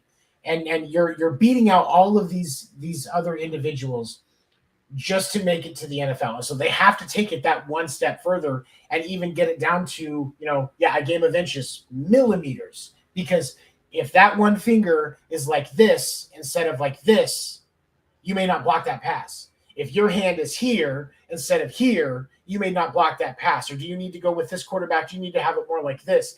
And they get so they get so finite with the details of how they want you to cover that specific person, that specific quarterback, that whatever position, because it's a game of small wins and details that makes a difference, because everybody is that damn elite. Milliseconds that make things a little bit, you always see that like slow motion play where it's like, oh, did the DB get there too early? Is it pass interference? And it's just the slightest of like little bit in somebody's back, and the ball's literally touching their hands, and that'll knock it out. It's like that's milliseconds of reactionary time. And like, so you have to, because like we said, they know where they're going, and you just have to just try and figure it out. Like it's craziness. And they still win sometimes. Yeah. Sometimes they're able to accomplish that, which is crazy. I see Will's post on Facebook. Okay, Saints, why is Dalton still in the game? 2 picks for scores. It's going good, New Orleans.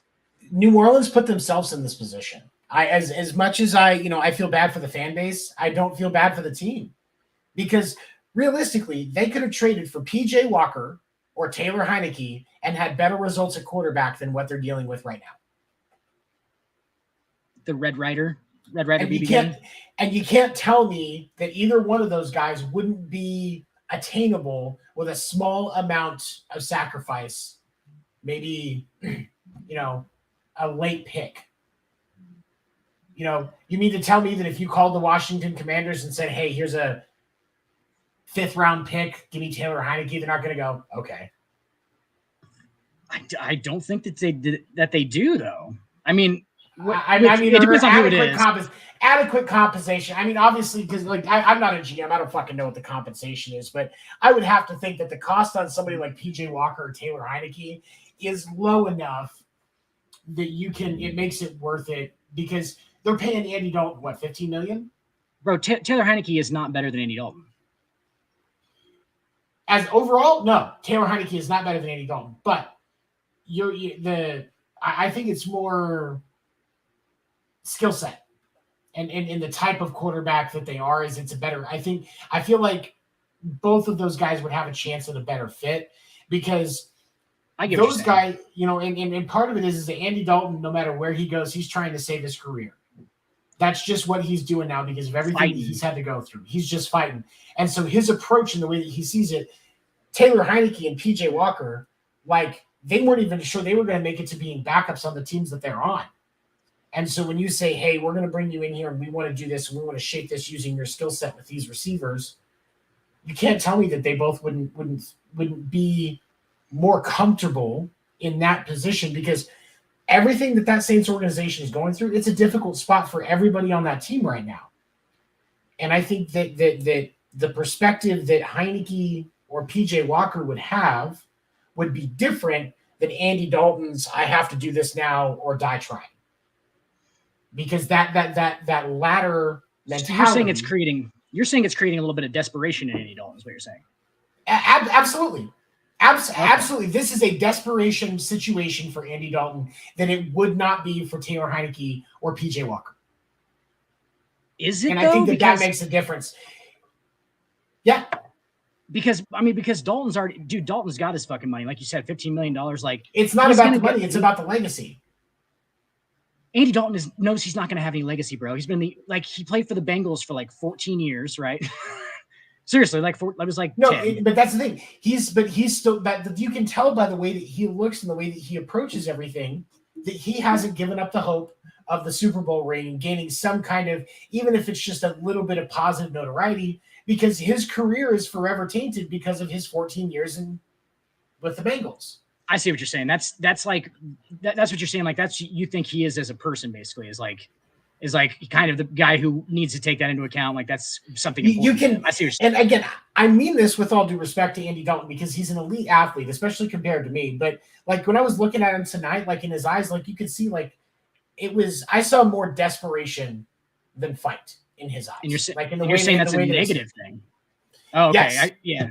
Okay. So over fight, basically. Yeah, I see what you're saying. Yeah, because desperate. And here's the thing: when you think about it like this, somebody that's dedicated to hunting and getting food, okay, they're going to be focused. They're like, look, this is my goal. Somebody that's desperate for food is going to take it one step farther. They're going to make mistakes. They're going to just kick in the door of a place that they think has food, not thinking about the consequences and that they might get shot. Whereas that person that's just focused on getting that food and hunting, they're going to take their time. They understand. They're going to have to wait for that deer to come by. They're not going to be running through the woods going, food. Desperation creates mistakes. And I think that's the true downside to Andy Dalton in this. If Andy Dalton didn't, I think if I didn't see the desperation in Andy Dalton's approach, I feel like it would be different. And I feel like maybe the decision-making would be better, but desperation clouds decision-making. Absolutely. And I can't stop looking at Andy Dalton's hair whenever I see him in interviews, so I haven't actually heard anything that he said. It is shocking. It looks like if you took the Rugrats hair, that Chucky character, and just made it a real thing. Like made it. It was a real live action Chucky from Rugrats hair thing. But no. I think it's cool. Nancy Cartwright, who does the voice of Bart Simpson on The Simpsons, is the same. She took over doing Chucky Finster in 2001 because his original voice actress retired. But Nancy Cartwright has actually been doing it since 2001. I didn't know that either until about a year ago. But I think I think it's really cool. She also shows up randomly at studios, like for podcasts and radio shows and stuff, and just acts like Bart Simpson the entire time. Talks like him. Stays in character, so she's over the radio, so it sounds like Bart Simpson's in the studio. It's fantastic, dude. It's awesome to see it. I follow her. And like she puts out reels where she'll like answer questions and stuff like that. And she's told stories where she'll go into like toy stores. She's told a story before. I've heard her tell a story where she went into a Toys R Us back when that was still a thing, and somebody had picked up a Bart Simpson doll, and they didn't realize she was standing there, and she started doing the voice, and they thought it was the doll talking. Oh my god! And they were like tripping out. And then they saw that it was coming from her, and they're just like, what's going on right now? Tripping out. She seems like a legit great person, honestly. I'd be the dude in the video that just screams, like throws the Bart Simpson up in the air and just like runs out of the, like, okay, somebody track him down. We were just joking. Oh God, what is happening? What is happening? What panic! Everybody panic! Okay. Everybody panic! We talked about Hackett and can't hack it anymore. Aaron Rodgers, couple of issues here. Aaron Rodgers criticizing Matt LaFleur's offense, and then also a lot of Packers fans calling for him to be traded. Do you think that really Aaron Rodgers' marriage with the Green Bay fan base is headed for that split skis? Oh, it's dead already. It's dead already. Oh yeah. They're not in good shape. Obviously Green Bay is a Midwestern town, bro. And it is owned by the people who live there. It's not a very big city. It's the smallest city, I think, of any professional sport in the United States. It's up there, right? I don't think there's a smaller one population-wise than Green Bay, Wisconsin, okay? So they're Midwestern mindset, and they got California boy, went to Cal, just walking up in there talking about how his fucking 1,000 ancestors had their arms around him, were accepting him, were gracious, and welcomed him into the tree of love. With his slicked back fucking mohawk weird ass side part thing he's got going on now, which the fuck ever that is, dude. Like his DMT I think Aaron Rodgers good. I think he's prepping for a remake of Con Air. It's the only thing that makes sense at this point. That motherfucker's heart rate doesn't ever go over 55. Like even when he's playing in the game, like it stays at like really slow. Like he's always. You ever notice that he's never sweating? Like there's not like he's like never like looks like he's out of breath or anything because he's just out there fucking just enjoying the breeze, throwing the footballs. It literally probably flowers. There's probably like flowers and shit on the field for him. Like he can just like pick up a flower and go back and like, dude, I don't think you understand. Like he doesn't care. He doesn't care about football anymore, guys. I don't think he does. As a person, his mind was opened, and he just particularly has never been the guy who loved football. He just happened to be very, very, very fucking good at it.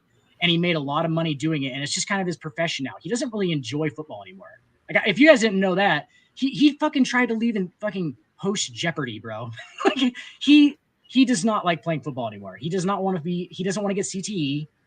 You know what I'm saying? Like he doesn't want to take too many shots to the head. He doesn't want to get injured, so he can't walk when he's 60 because he has a lot of plans for after football, dude. That's what's going on right now. Like he doesn't care. Try to get Danica Patrick back. Green Bay, he doesn't care about you anymore. His girlfriend's name is Earth Flower or something like that. Not a joke. Her name is literally like something Earth. Like it's very, very hippie-ish and it's awesome. Like he's in a whole different level than you guys. Like Blue Earth. It's like Blue Earth. There it is. Yeah, I think it's Blue Earth. That's her name. You know, I think that sounds right. You know, and she's a shaman. Yeah, and the thing for me is awesome. You know, and great for her, you know, him and his spirituality. If he thinks it's what's making him feel better and happier as a person, I support real quick, that. Johnny, that's what I'm saying. Yeah, like just with the fan base is what you asked. You know what I'm saying? Like, so just with the fan base, you have to understand like these people are not on the same. Like, you know, they just don't see eye to eye. Completely different commonly, cultures, basically. Absolutely, and he's rich, right? So now you have a little bit of like a resentment because all this rich California boys up there. I totally understand it, guys. I live in Nebraska, okay? Yeah. So, okay, just that's all I'm gonna say. Like, same kind of area, okay? They're not bad people. They just don't see eye to eye with you sometimes, okay? And Rodgers is up there. He's just like fucking around, like doesn't, you know, he's not the epitome of what they see. He doesn't like football anymore, which is all they think about. And if you're not the same amount of committed as a fan is, for real, to the team that you play for, they resent that. And I totally get it, and I totally get it from both sides. And it's just weird. It's over, though. It's over. You know, and that's the counter to that, though, is it's like, for these guys, like, yeah, football is their life. It's what they put their life into. But ultimately, for them, it's just a job. And most of them. You know, for most of them, like, you know, they put everything into their job that they can because they do want to be the best at it. But it's just their job at the end of the day. The GOATs are different because the GOATs start to think about what level can I be on in the history of this game? You know what I'm saying? It's like, we don't see this from Brady and stuff like that because they're talking about a whole different, you know, and I think Aaron Rodgers will go down as one of the greatest of all time, but he knows in his mind, obviously, that he ain't going to be no one is ever going to consider Aaron Rodgers the actual GOAT. You know what I'm saying? Like I'll say he's probably the most arm talented. He has if I get to pick an arm for like a fantasy, quarterback, you put one together, you got all the parts. I got Aaron Rodgers as my throwing arm, for real. Because it's ridiculous. It's the most ridiculous arm I think it's ever been. Just where angles and like accuracy, he is Mahomes before Mahomes. And really nobody saw it. Obviously, this has been going on for. And Mahomes is on pace to just completely surpass him. So there's, even if he's considered the second best quarterback ever right now, if you want to try and make that argument, because it is impossible to put anybody above Tom Brady. So let's just take that for what it is and move past that. If you want to put Aaron Rodgers at number 2 right now, technically there's an argument for that. I can respect that. I think that ultimately Pat is going to surpass him. It's only a matter of time. But there is not a there. I don't think there's ever a way that he could ever surpass Tom Brady. It's impossible. No, Mahomes can, absolutely not. But Aaron Rodgers, not a chance. And let's clarify, only by resume is Brady the GOAT. Only by resume. And this is where I get a lot of weird stuff from the LeBron. I said it every show. The LeBron Jordan thing is that Jordan, accomplishment-wise, I see where the obvious thing is at, right? The 6-0, I get that. Accomplishments, the scoring titles, the fucking defensive player of the year, all that shit, I get it. But if you get to pick one fucking player to start a franchise, they're in their fucking prime, you get them for that year to win a title. Do you know what I'm saying? Like, or to win games in general. I'm not even going to say a title, just games in general for a whole career. You're going to take a lot of guys over Tom Brady. For one, I'll take Josh Allen over Tom Brady right now. If Tom Brady doesn't have the situation or anything, no. I mean, in their prime, I'm taking Josh Allen over Tom Brady if I get to start a franchise with a quarterback. You know what I'm saying? Like, it's not about accomplishments at that point. It's about the raw player that you're talking about. You get what I'm trying to say? Like, you're talking about the actual player and how good he is within the sport. That's it. Not accomplishments or anything. That's why I call LeBron the GOAT, and that's why I don't call Brady the GOAT, really. I mean, I do. He is obviously the GOAT, but like, Mahomes is clearly just like, as a player, I would definitely pick Mahomes over fucking Tom Brady. If you take out all the accomplishments and him walking into fucking an already Super Bowl team and getting to slide in perfectly behind, I'm talking about Brady, slide in perfectly behind a convenient injury and then have the perfect situation, exactly like Mahomes has, but I'm still taking Patrick Mahomes just talent-wise, is what I'm trying to say. Right. That makes sense. So, as a player, that's why I take LeBron too. No, in the NBA argument. And nobody ever gets it. They're like, "Oh, he went 6-0." Like, I get it, guys. I know that he was perfectly fantastic. And but when you look at, like, considering somebody the greatest player of all time, let's talk about that for a minute, because I think that's an interesting topic, because it is difficult, even with elite talent, to win a championship as a professional sports team in any sport. So I'm not just saying in basketball or just in baseball or just in the NFL.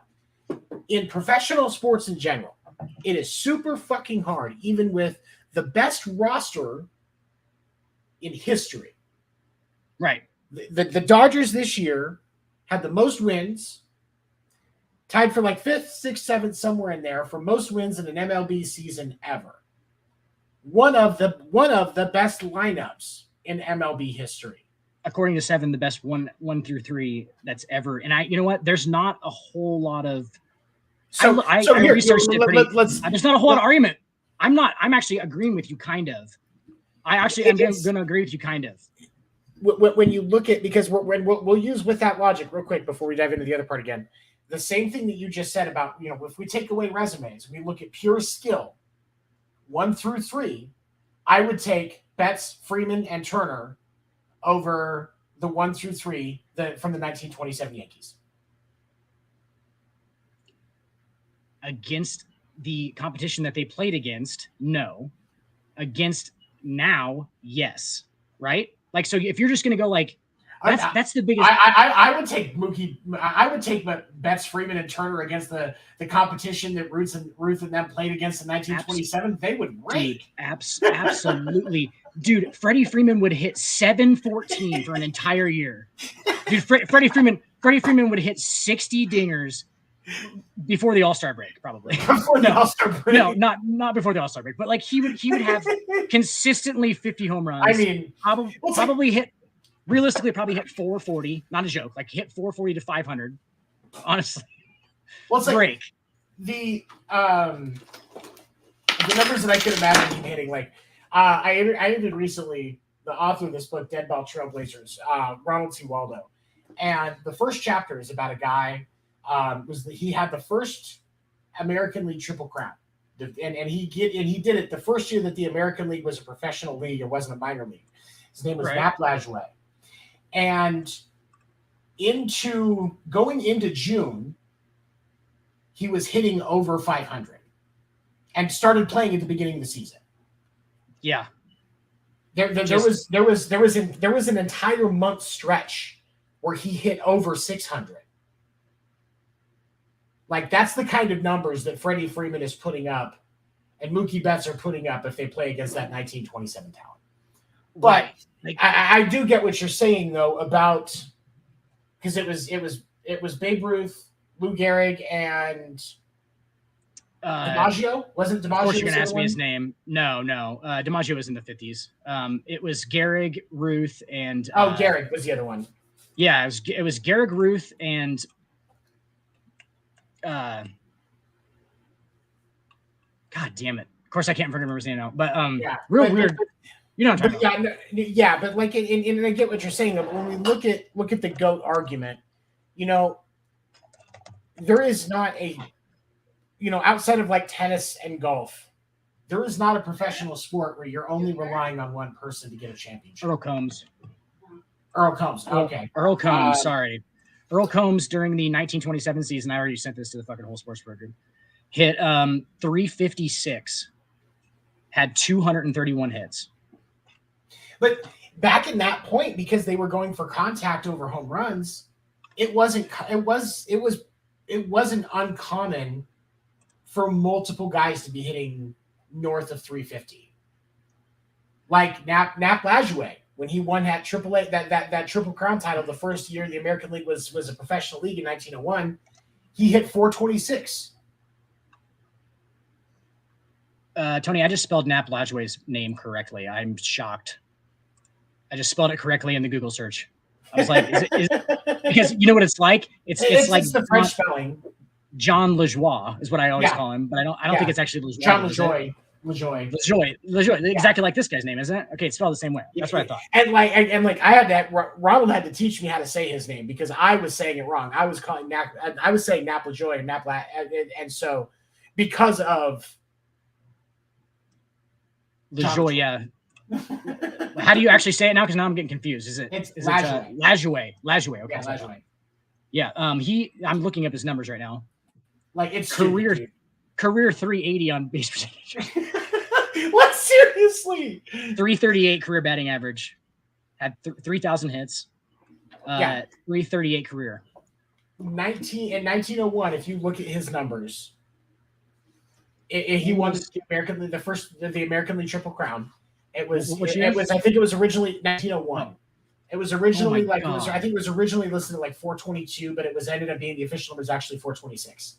Hit 426, had an OPS over 1100, had 125 ribbies, 232 hits. That's a fucking season now.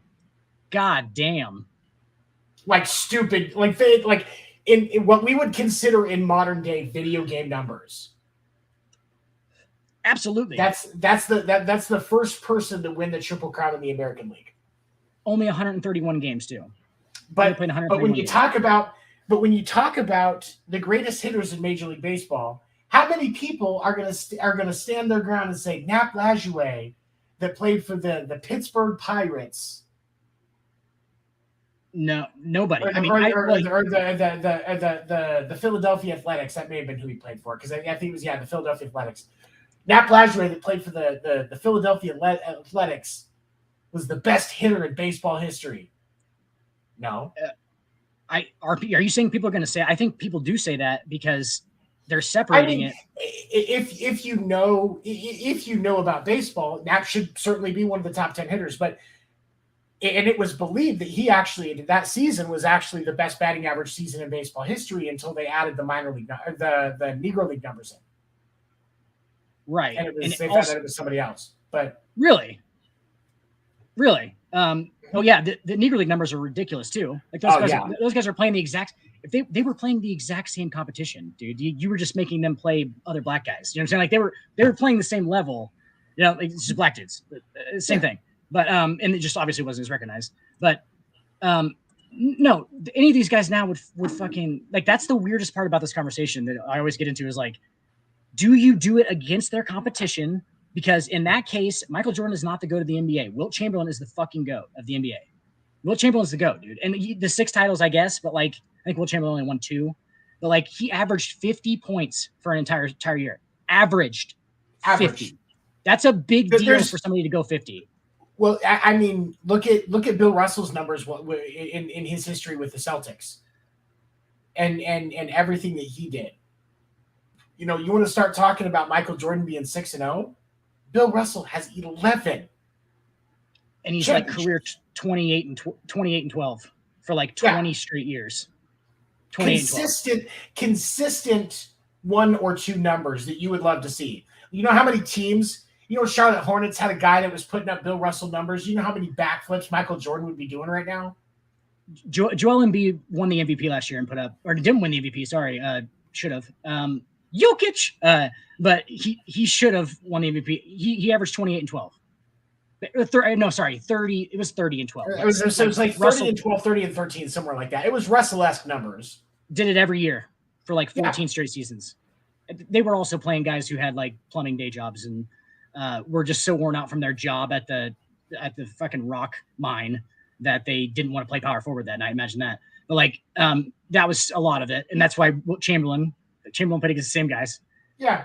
6'5", good high school player, white dudes, probably, mostly. I mean, you could honestly make the argument still. I mean, the argument for Kareem is still there if you really want to talk about resumes, because Kareem just made buckets and he didn't have. Well, Kareem made 1-3 in his entire career. Right. He was just the quintessential post player, the quintessential in and out from the post. Like that's how they used to run the game. He was the quintessential. He was the perfect piece for that era. Like obviously he was perfectly constructed for that era. That's clearly what, and he just was so consistent, so good. And obviously he's 7'2".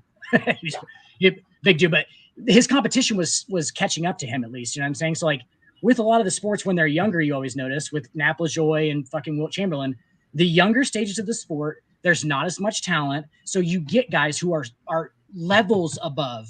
Like Chamberlain could have played in the 90s and been a really good center. Could play today and probably be I think he would be. This is going to fucking offend some people. It's going to fucking. I think he would come off the bench in the NBA today. Honestly, Wilt Chamberlain would probably come off the bench, like late bench, maybe not play, maybe be in the DL, like not a joke. He wasn't that skilled. He was just 7 foot, crazy athletic. Here's tall but not skilled is what gets you what happened to Ben Simmons last night against Zion. Zion outskilled. Well, and I get Zion's size is a big advantage, but there was the skill that Zion has coupled with his size. Ben Simmons couldn't do a fucking thing.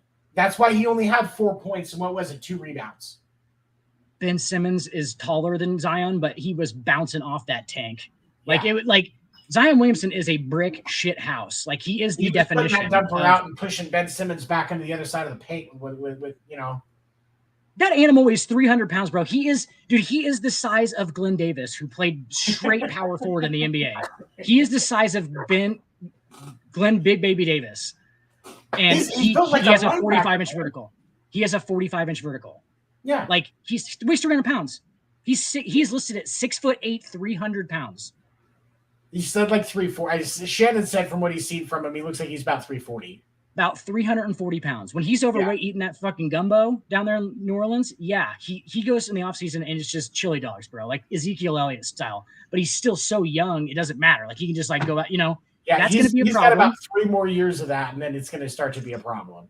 He's probably got 6 because he's a professional. Like, oh yeah, because he's a professional athlete, dude. He gets a fucking like he's in shape. Let's not. Well, because a lot of these guys, he's in shape, but a lot of these guys have started to say like not just NBA players, but NFL players and hockey players even say like once you get to like 28, 29, like it starts to catch up with you even at that point. Quick decline. So he's only 21. He's only 21. Is he only 21? Okay, all right. I stand corrected. No, I thought he was like 24. Yeah, he graduated Duke at 19, so he was in the NBA when he was 19. Yeah, he was 19, and then he's gone 2 years. I think he might be 22, maybe 21, 22. But still, he's very young. He can do that. He can be an idiot and eat fucking. Stack should be in the comments right now telling us this information, and he's really slacking on his job tonight. I don't appreciate it. Stacks is a good man. He's a good man, and you know what? He might be just back there watching a movie or something. He's just not doing stats at all. That's fine, Stacks. You're fine. And so we don't yell. Speaking of Stacks, before we dive into our last topic, speaking of Stacks, when is you guys' basketball show starting? You guys start next week? Next Wednesday, yeah. Next Wednesday at 10 p.m. Eastern, 9 Central for all the Midwest homies. It's a lot of people from Iowa. Warner, you know what I'm saying? Dan and Dick Warner getting his first show. Him and Haystacks Calhoun going to be breaking down all of the latest basketball topics. It's called The Hardwood with Dick. The Hardwood with Dick and Stacks. The Hardwood with Dick and Stacks. And you're going to get more Dick and more Stacks on Wednesday. You get more Dick, more Stacks. Hold on. I wonder if he uploaded that yet. Because I think I can. Hold on. That's my favorite part about Josie did a great job. Shout out. But that's my favorite part is where it just says more Dick ... more Stacks ... I'm like, fantastic. This is gonna work. This is gonna be a good show. I think it is. It's a promising start. He mixed a little bit of that rock music in there.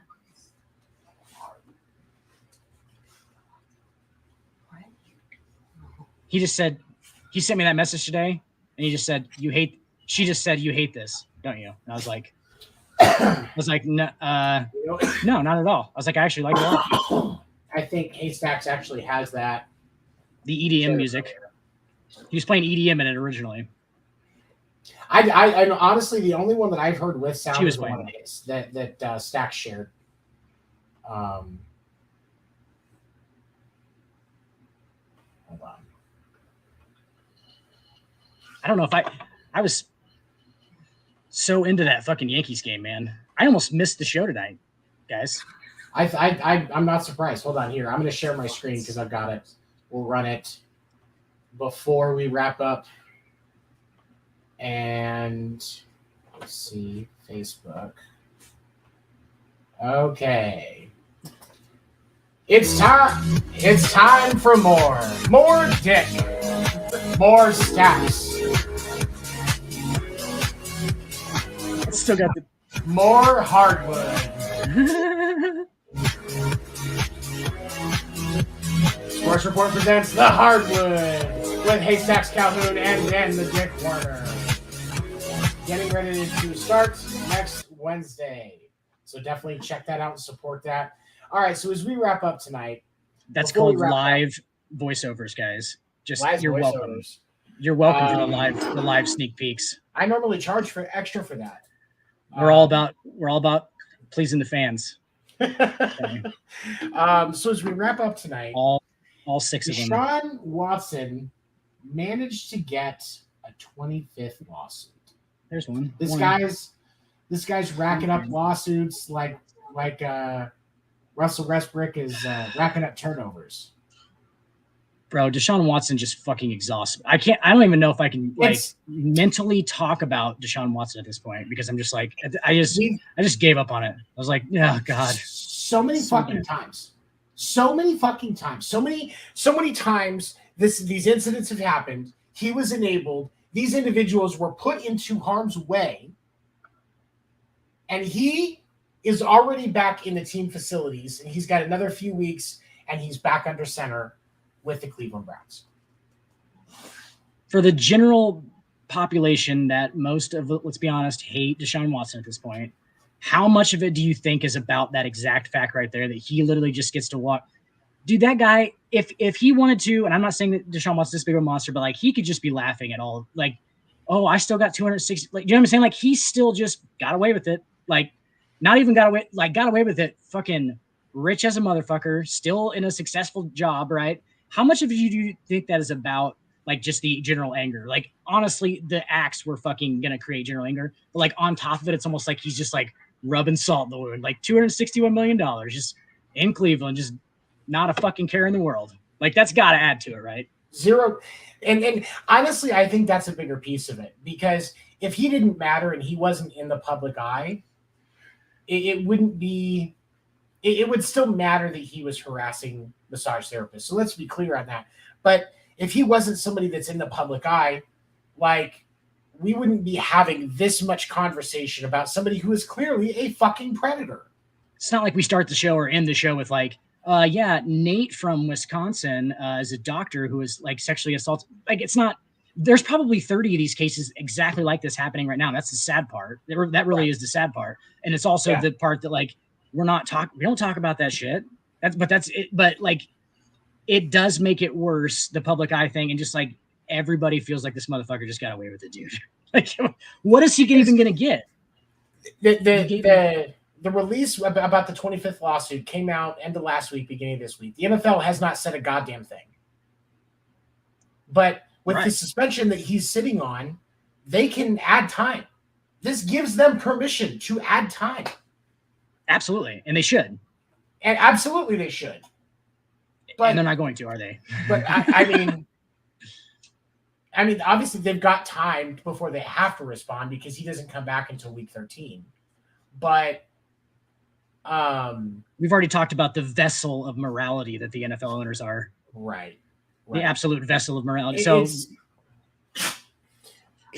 I mean, but you got to draw the line at some point, and I hope that the NFL does something, and they have to do more with this. They have to take advantage of this opportunity and really hit them where it counts. And on the opposite side of it, like we've talked about before, just on a final note, in any other job, like we talked about earlier, any other normal job, if you're an accountant, unless you're doing that stuff and you don't get criminally charged and you're not doing that stuff in the office, do you lose your job? No. If you're not, but here's the thing. So he is an athlete. He is a professional athlete. But guess what? When you look at the category of professional athlete is an entertainer. That puts him in the public eye, and he gets held at that point to the same standards as public officials, because they are in the public eye. And so there is going to be that constant reminder. Ben Roethlisberger is a rapist. It's because you're influenced. It's a constant reminder. If a guy that lives 3 blocks down from me is a rapist and I don't know about it, and he doesn't lose his job, that literally has no impact on my daily life. But because of the general size and viewership on professional sports, specifically, most importantly, the NFL, the NBA, and Major League Baseball, it's influenced. The rules are different, because there is perceived power as an entertainer in the public eye. Absolutely. And just like how many like people you influence, dude. Like, you can make people think, like, you know what I'm saying? Like, you can make a lot of, especially young people, mimic your actions at that point. They have a responsibility. And plus, there are so many people that think that professional athletes actually do have power. You know, there's this perception, that perception of power that we've talked about with how Deshaun Watson actually influenced his victims, that comes into play here as well. Because any professional entertainer, athlete, performer of any kind, there is a perception of power with those individuals. You don't look at Taylor Swift, even if you don't like her music, and think, oh, she ain't got nothing. No, you look at her like, oh, I don't like her music, but she's still got power. Beyonce didn't have power over shit. She just got a lot of money. But money creates power, though. Exactly. Tony, money, exactly. So, like, with the money and the fame, with the money and fame. And I think fame creates a lot of power. Well, fame creates money. Fame creates money. Money creates power. But yeah. So, and does it not? That's the weird part. Is it actually does. It curries influence. It curries influence in it, and it runs the world. You know, when you're at that level, your name has a certain value to it. Whether you're a good guy or a bad guy. Louis C.K. So many people, you know, he was one of those that was a casualty of the Me Too era, if you will. Yeah. Louis C.K.'s name still is worth money. He's still today. One of the biggest headliners in the world. He's one of the biggest headliners in the world. People actively go to his shows. I would. There is a, you know, and when he was allegedly doing what he was doing, you know, and honestly, when you look at the allegations on Louis C.K., you know, most of it's creepy, but most of it's not bad. He was just asking women if they wanted to masturbate and screaming consent on them. That's bad, but that's not as dramatic.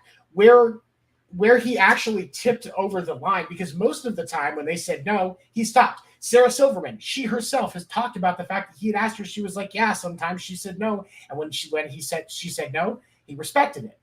But there is also part of the allegations with Louis C.K. were when it was found out that there were girls that said no, that his manager tried to pressure into doing it and saying he would get them blackballed in the comedy industry if they didn't. And that's where the biggest piece of that problem arose, is because he was flexing that power. If he had just been like, hey, you want to watch me whack off? And they were like, no, and then they left and that was it, nobody would care. Tony, though, I would just think he was weird. That's what I'm saying, like just a creepy weirdo, like, which isn't, you know, I don't think that's criminal, because obviously there's people. I think there's a difference between criminal and creepy. And obviously the line was crossed, but without that line, that part getting crossed, flexing the perceived sense of power, he's just creepy. Honestly, I would be doubtful that Louis C.K. knew anything about those comments being made or that pressure being added. And I'm sure that's why he's allowed back in the industry, because most promoters wouldn't book him if that was actually the case and he was involved in that. I mean, because don't get me wrong, promoters are shit people.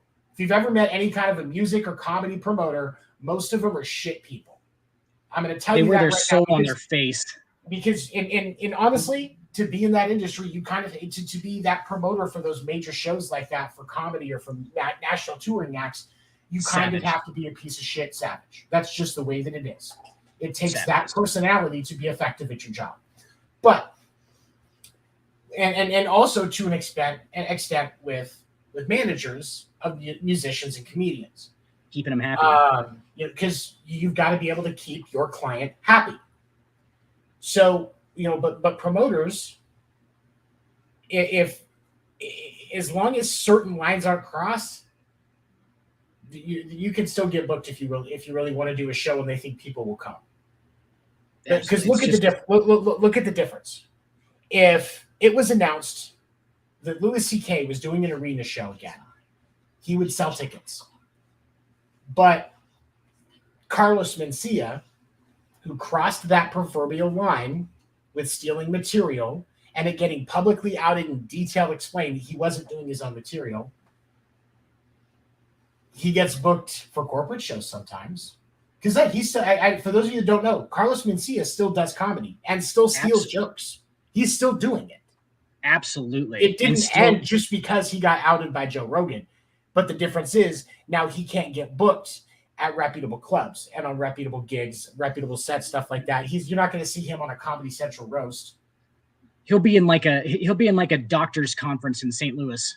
They'll be like, Carlos Mencia, the formerly famous Carlos Mencia. And he just goes out there and does a bunch of Hispanic jokes for like that he stole from fucking R.A. Shafir for like and George Lopez. And Lopez George Lopez jokes. That was what really got me about it, was that he was trying to like weasel his way into this demographic and like just doing it at such a for the fame and money level that like he's just like that's when people get pissed off about it. He even said that it was literally just because he wanted the fame. Like he does not feel bad about stealing jokes. He has never once said he felt bad about it. And that's where the line is crossed. Exactly. Yep. I think that's where the line crosses between like being just somebody who, you know, does some fucked up shit, but is still not crossing this weird line that we're talking about, right? Especially with Mincy and stealing jokes thing is obviously like, that's just because it makes you think that like, that's all they want out of this is money and fame.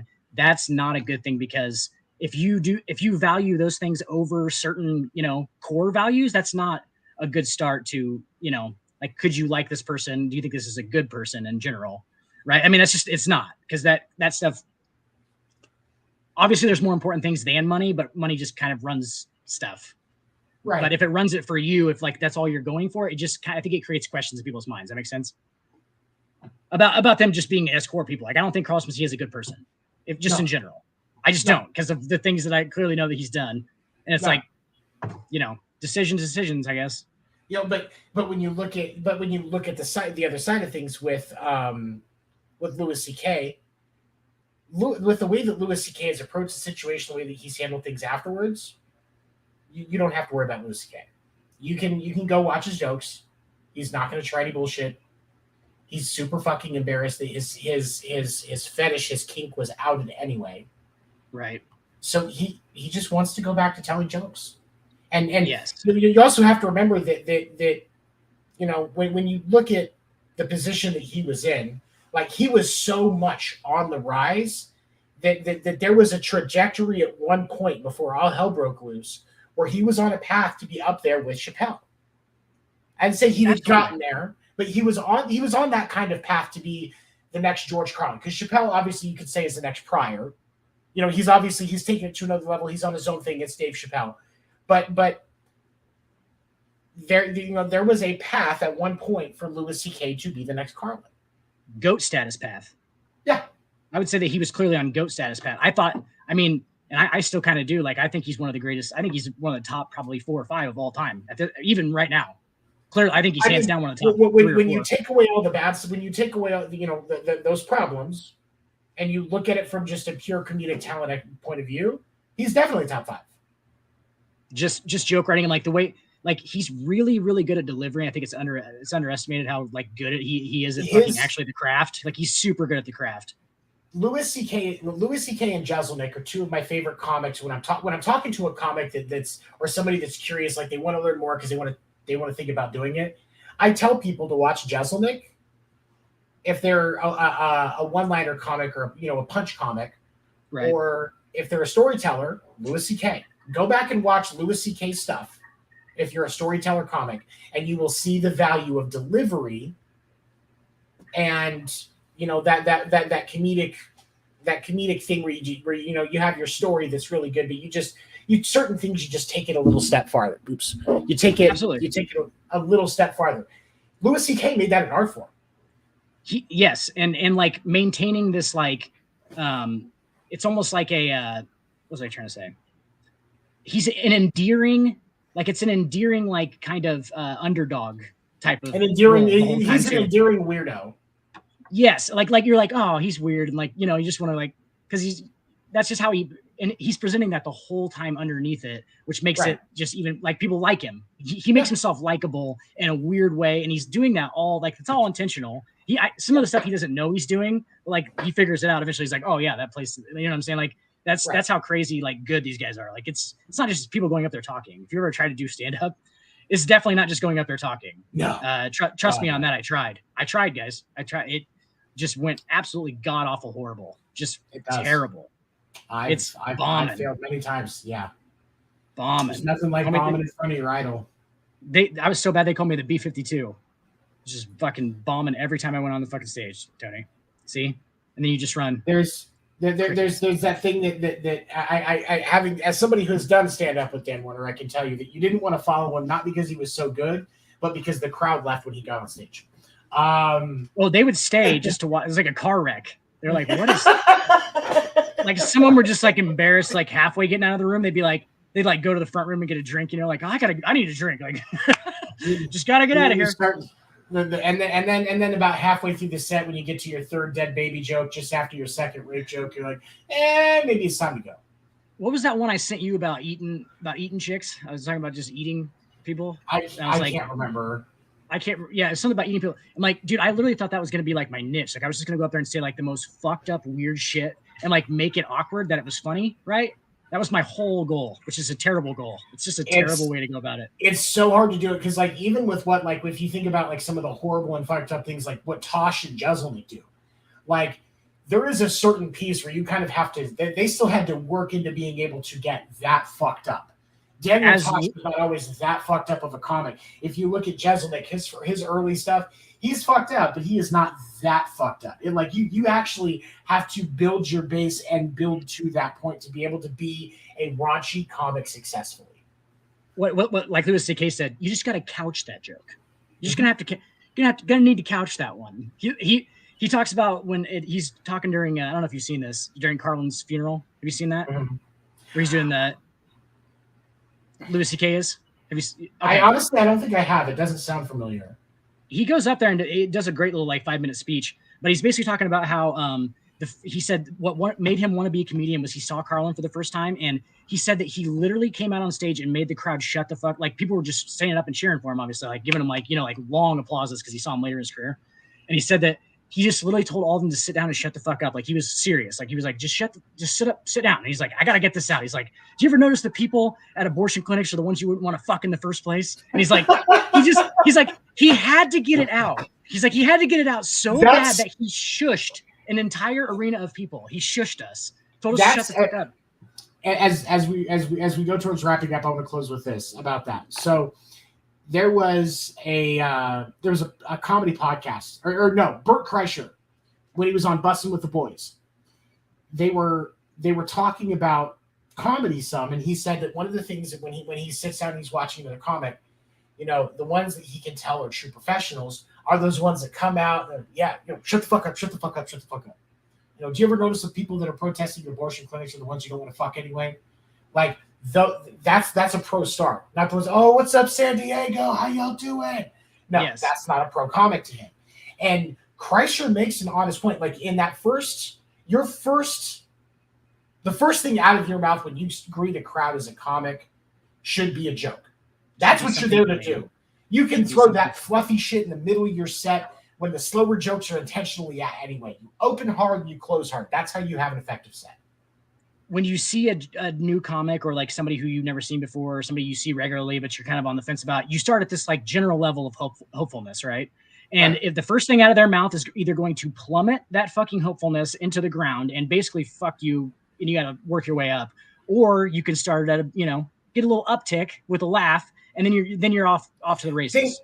When you think about comedy sets, you think about the way that they're designed to go. It's like when you listen to an album, and I'm not talking about buying a song on iTunes. I'm talking about downloading the White Album and listening to it from beginning to end. Downloading Pink Floyd's Dark Side of the Moon and just listening to it from beginning to end. Not skipping any tracks, not fast forwarding, not rewinding. Just hit play and let it go.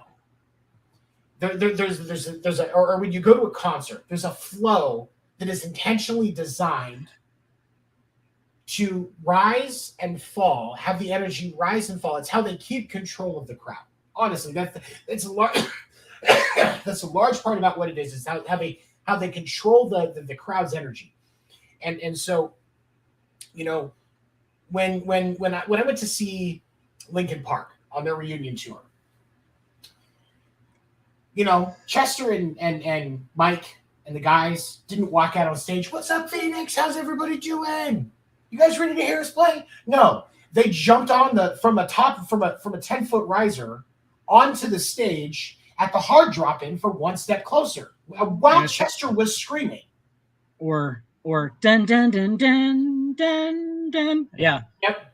Yeah. There's those things, those small things are intelligently placed and designed at the beginning, middle, and end of the show to manipulate the crowd energy.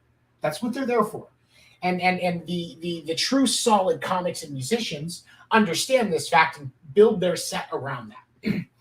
and that's why I loved what Bert was talking about, because like even in me, as I've sat down to try and start writing stand-up again, because I think it's time for me to get a new set in. I haven't shot a new video in a while. I kind of want to get a new set in, and I've been kind of working on some stuff. I think it's about time. You should. As I've give you notes and tell you how shitty it is. That's generally what I need. Is I need to know where the shitty parts are. Well, because I'm always here to give out the shitty opinions.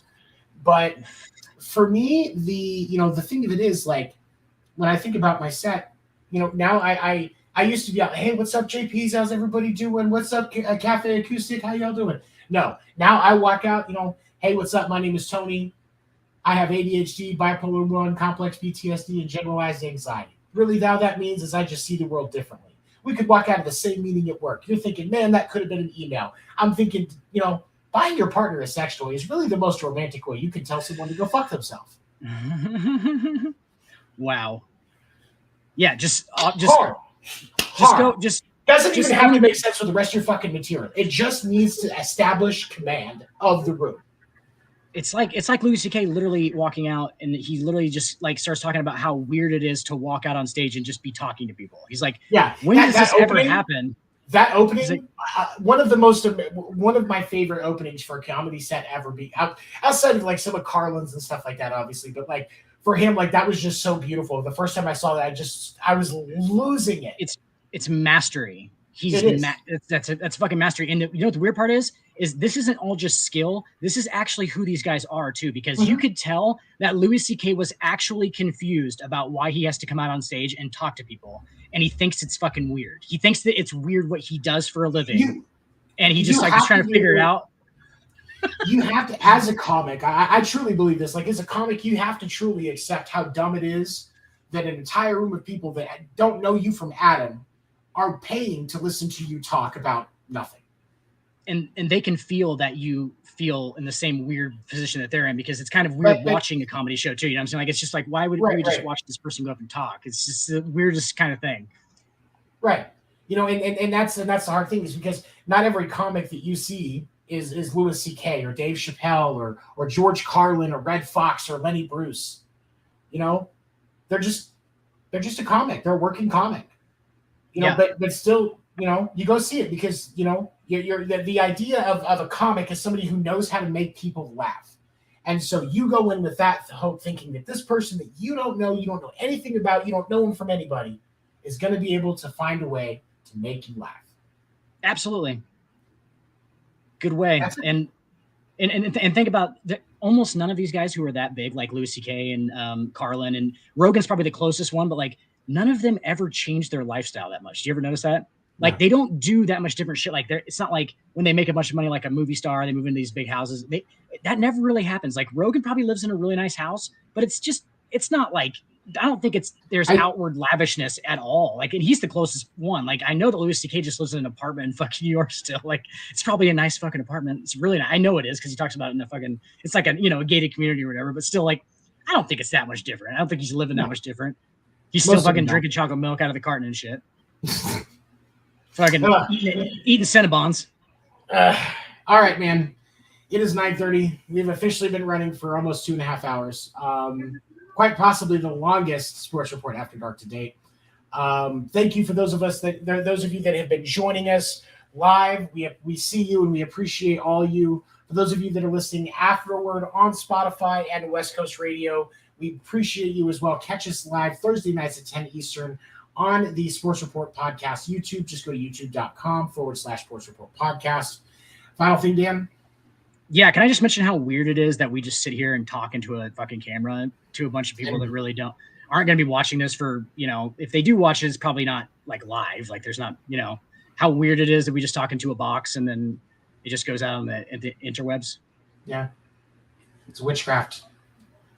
It's sorcery for sure. I don't know how it happens. Like you guys are like the fucking Wizard of Oz back there behind your, like, but you're the actual dude like that runs, he's just got like a series of pulleys and buttons that makes pyro go off and shit. That's what you guys are doing back there. Yeah. Creating a big illusion. Big, beautiful all right, illusion. man. I appreciate you, my good friend. For those of you listening live and after the fact, I appreciate you as well. Definitely check us out. Reach out through the Sports Report Facebook page to send us your ideas on things you'd like our take on. And we will see you next week. Same time, same channel, right here on the internet and West Coast Radio. The gigantic neon. Oh, wait. That I had behind me. He had put the hardwood video in. I just didn't see it. Oh, we're gonna run that out. Hold on.